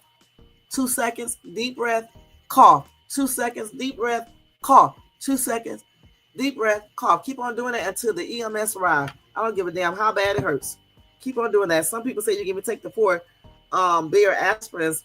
I don't know if they still recommend that. You can check that out to see, but I know one thing, you need to do the cough CPR method if you're by yourself. Even if you're there with someone, everybody don't know how to do CPR. People don't have defibrillators. Some people don't even know how to use them. You really got to be certified in that, which I was, so I still know how to use it and stuff. When you work at a school, you have to have all that type of training and stuff. So just do that damn coughing, that deep breath, cough, deep breath, cough, deep breath, cough, deep breath, cough. Call the 911, deep breath, cough, and just keep on doing it, okay? And everybody, make sure you tell other people about this in case they're out by themselves. Even if they're with someone, people don't know what to do, people panic, they can do that for themselves and possibly save their own life. Just like if you're choking, you can, and you're by yourself, you can lean over a chair, over the back of the chair, put it under your diaphragm, I believe, and you go like push yourself on that chair and go upward, I believe. Look that up and read it, and it'll tell you exactly how to do it when you're by yourself. But I'll give y'all that, when I look it up to get it detail by detail. But so these are some things you can do when you live alone or when you're with people and they don't know what to do. And you do different techniques on kids when they choke too. Okay, you don't do the same technique on little bitty kids and babies. Okay, because you can really mess up some things. All right. Okay, so when a heart attack comes, y'all, it can go into a dangerous, irregular rhythm called I cannot pronounce this. I forgot how you pronounce it. It's called something ARRHYTHMIA, which can cause a loss of consciousness or even sudden cardiac arrest. Okay. So again, the coughing, if you do it repeatedly, maintains blood flow, helps regulate the heart rhythm. And this is a temporary thing. Okay. So call 911. Do not drive yourself. And like I just told you guys, share this with other people. Y'all, this is coming from a doctor online. Okay. Point blank. So how you can reduce your risk of heart attack is eating a healthy diet, managing stress, exercising for at least 30 minutes a day, at least most days of the week, quit smoking, limit your alcohol consumption, no drugs, maintain your blood pressure and cholesterol levels by eating healthier foods, drinking a lot of water. There's a lot of stuff you can do. It's a lot of stuff. Talk to your doctor, your cardiologist if you see one. If you have hypertension, make sure you take your medications correctly. Make sure you're on the right type of medication. Talk to your doctors about it. Keep a log of your blood pressures and stuff, your blood pressure, so you can see what your numbers are and make sure that medication is working. Because when blood pressure medication does not work, it can really do a lot of things. Having hypertension not controlled can really do a lot of things to different organs in your body, namely your heart, okay, as well as your eyes, your kidneys, and other things. So you have to make sure that your blood pressure pills are the right ones for you, and they are the right dosage, and you make sure you take them correctly and make sure you take them. Don't be trying to get off of blood pressure pills yourself. Okay, do that underneath a doctor's supervision so they can monitor everything and show you what to do. All right. So again, if you experience a heart attack, call 911, and at the same time, deep breath, cough, deep breath, cough, deep breath, cough. Wait 2 seconds in between each one. The coughing. Then you wait 2 seconds and then deep breath and cough. Don't stop doing that until, I don't give a damn how much your heart hurts. Don't stop doing the coughing and stuff until those damn EMS come. Even when they come, you do it until they start taking over. Okay, point blank. This may save your life and save further you from further damage. All right. And they show you on YouTube. You can go on YouTube or you can go on TikTok and they will show you how to do it. Okay, point blank. This came from, hold on, let me tell y'all where this come from so y'all can know. It was written by Linda Parker, okay? And let's see the reference they use. I'm surprised I can do a live with all this damn coughing. Let's see. Well, they don't. Let me see. I'm in a rush, y'all, so I got to hurry up. It's by her, okay? So therefore, you can just go look it up if you want to. It says the same thing. You can go look it up yourself, and it says the exact same thing. So yeah. So just remember that along with the choking thing. Look up the choking thing in detail, though, so you can know exactly how to do it if you're by yourself. Even if you're with someone, people don't know how to stop you from choking. So it'll just tell you. I think it's underneath the diaphragm thing or something. No, underneath your navel. I got that wrong. Underneath the navel, I believe. But look it up because it'll tell you how to do that completely. And I'll tell you guys again how to do that anyway once I look it up. But just look it up to find out what you do in case you're alone or whatever the case is. Even if you're not alone, look it up because sometimes you can be alone, and look it up how to save yourself, especially as you start getting older. Once you start getting them 30s and 40s, and certainly in the 50s and 60s, you should know how to do certain things. All right. And the last thing we're going to talk about on this live is the recall they have on this drug right here. Okay. And then we out of here. And I got to hurry up. Let me hurry up. Let's see. That drug is called, hold on, y'all. I got to find it. These words, man. I don't know how you pronounce this shit, y'all. Wait, hold on. Let me just spell it for y'all. Hold on. I don't even want to try to say it. Is it clonazone? I don't know. Let me see. The drug is this right here.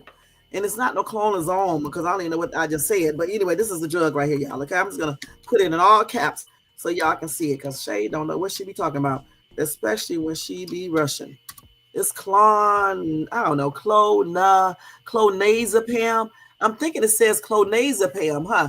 Clonazepam. That's what I'm thinking it's called. Anyway, it's an anxiety reducing drug. It's a recall nationwide for possible life-threatening error. All right. Let's see. It's a label mix-up. Okay, according to the FDA. Okay. It's a voluntary recall of clonazepam orally disintegrating tables. I know I just butchered that, okay? Disintegrating tablets. I'm telling you, grammar is so important. You know what I'm saying? English. Okay, disintegrating tablets, okay?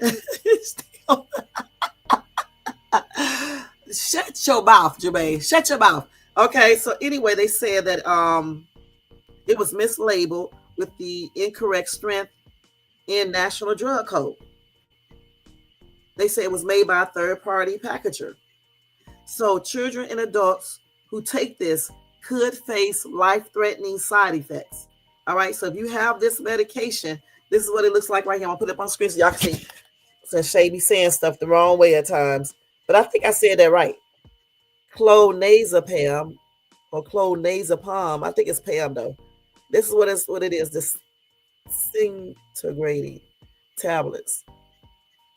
So there you go. If you have these, take it back to your pharmacy and don't give your kids that. Don't you take no more of it, okay? Because it can cause life-threatening situations going on. All right, and that's the recall. Go to FDA. You can look it up and go from there. All right. Other than that, y'all, thank y'all so much. 2 hours and 46 minutes. I enjoyed this live. Make sure when you leave comments, stay respectful to everyone. We don't play that stuff over here. Everybody stay grown and respectful. I know we got clowns at times that will come here and say disrespectful things. Sometimes I leave the comments up. Sometimes I erase them. So the thing is, keep everything tasteful. Act like we're grown-ups. Even if you're younger, you're still grown. If you're over 18, you're grown. So let's act like it. It's time I fall is foolishness. Sometimes it's good to do foolishness, but sometimes it's not. You know what I'm saying? So, let's keep it respectful. Act like we got some sense. All right? Point blank. Let's go ahead and do roll call. Then we out of here until the night, late tonight. Jermaine, thank you so much for coming by, showing support, being here, being a good mod. Shell Quest, thank you so much for coming by, showing support. I appreciate you, hon. J4, thank you, my hon, for coming by, showing support. I appreciate you. Most Hated Bronze, thank you so much for coming by, showing support. I appreciate you too, hon. Let's see who else we got up in here. I know Young Riz was up in the place to be. Thank you so much, Young Riz. I'll put your name up here in a minute. We got Graham Thorpe. Thank you so much for sticking out. Coming by, sticking out. Not sticking out, but being here, showing support.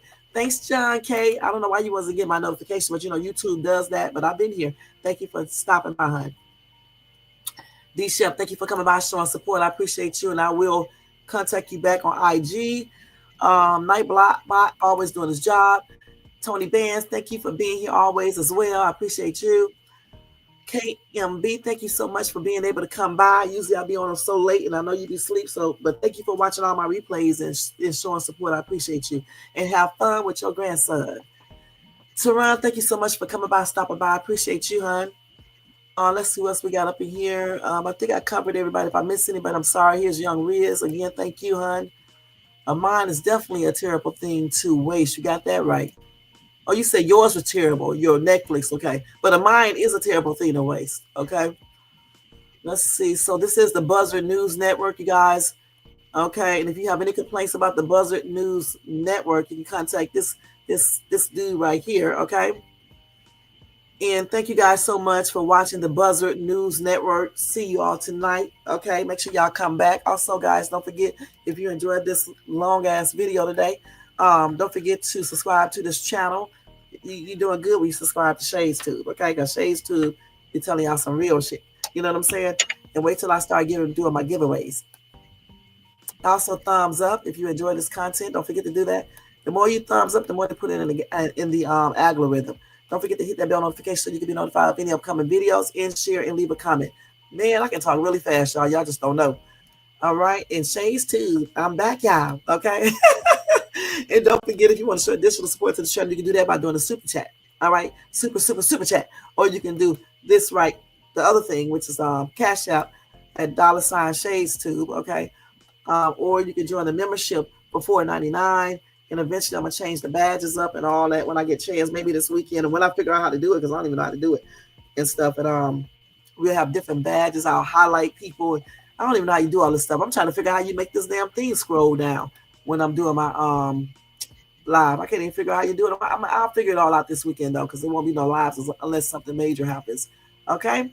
Otherwise, guys, we are getting ready to get out of here. I'll see you guys tonight. And y'all take care. Have a beautiful rest of your day. And thank you for tuning in to Shane's Tube. I think I got everybody in this section. And, yep, that's it. Let me go ahead and get out of here, y'all. Get ready to go to work. Peace out. Thanks, Jermaine. Thanks, KMB. Thanks to everybody who stuck around to the last part. Thanks to everybody in the bushes and everybody who watches this in the replay. I appreciate each and every one of you guys. Don't forget to thumbs up, subscribe, and hit that bell notifications. All right, guys. Peace out. I'll see y'all later on tonight sometime. All right. Not too late, but I'll be on here. Oh, let me see where this stuff is at here. Let's see. I got to change everything, y'all. Hold on. Let me find the thing that I'm looking for. Okay, here it is right here. Okay, so we're going to switch back and forth. Let's see what y'all said over before we get ready to leave.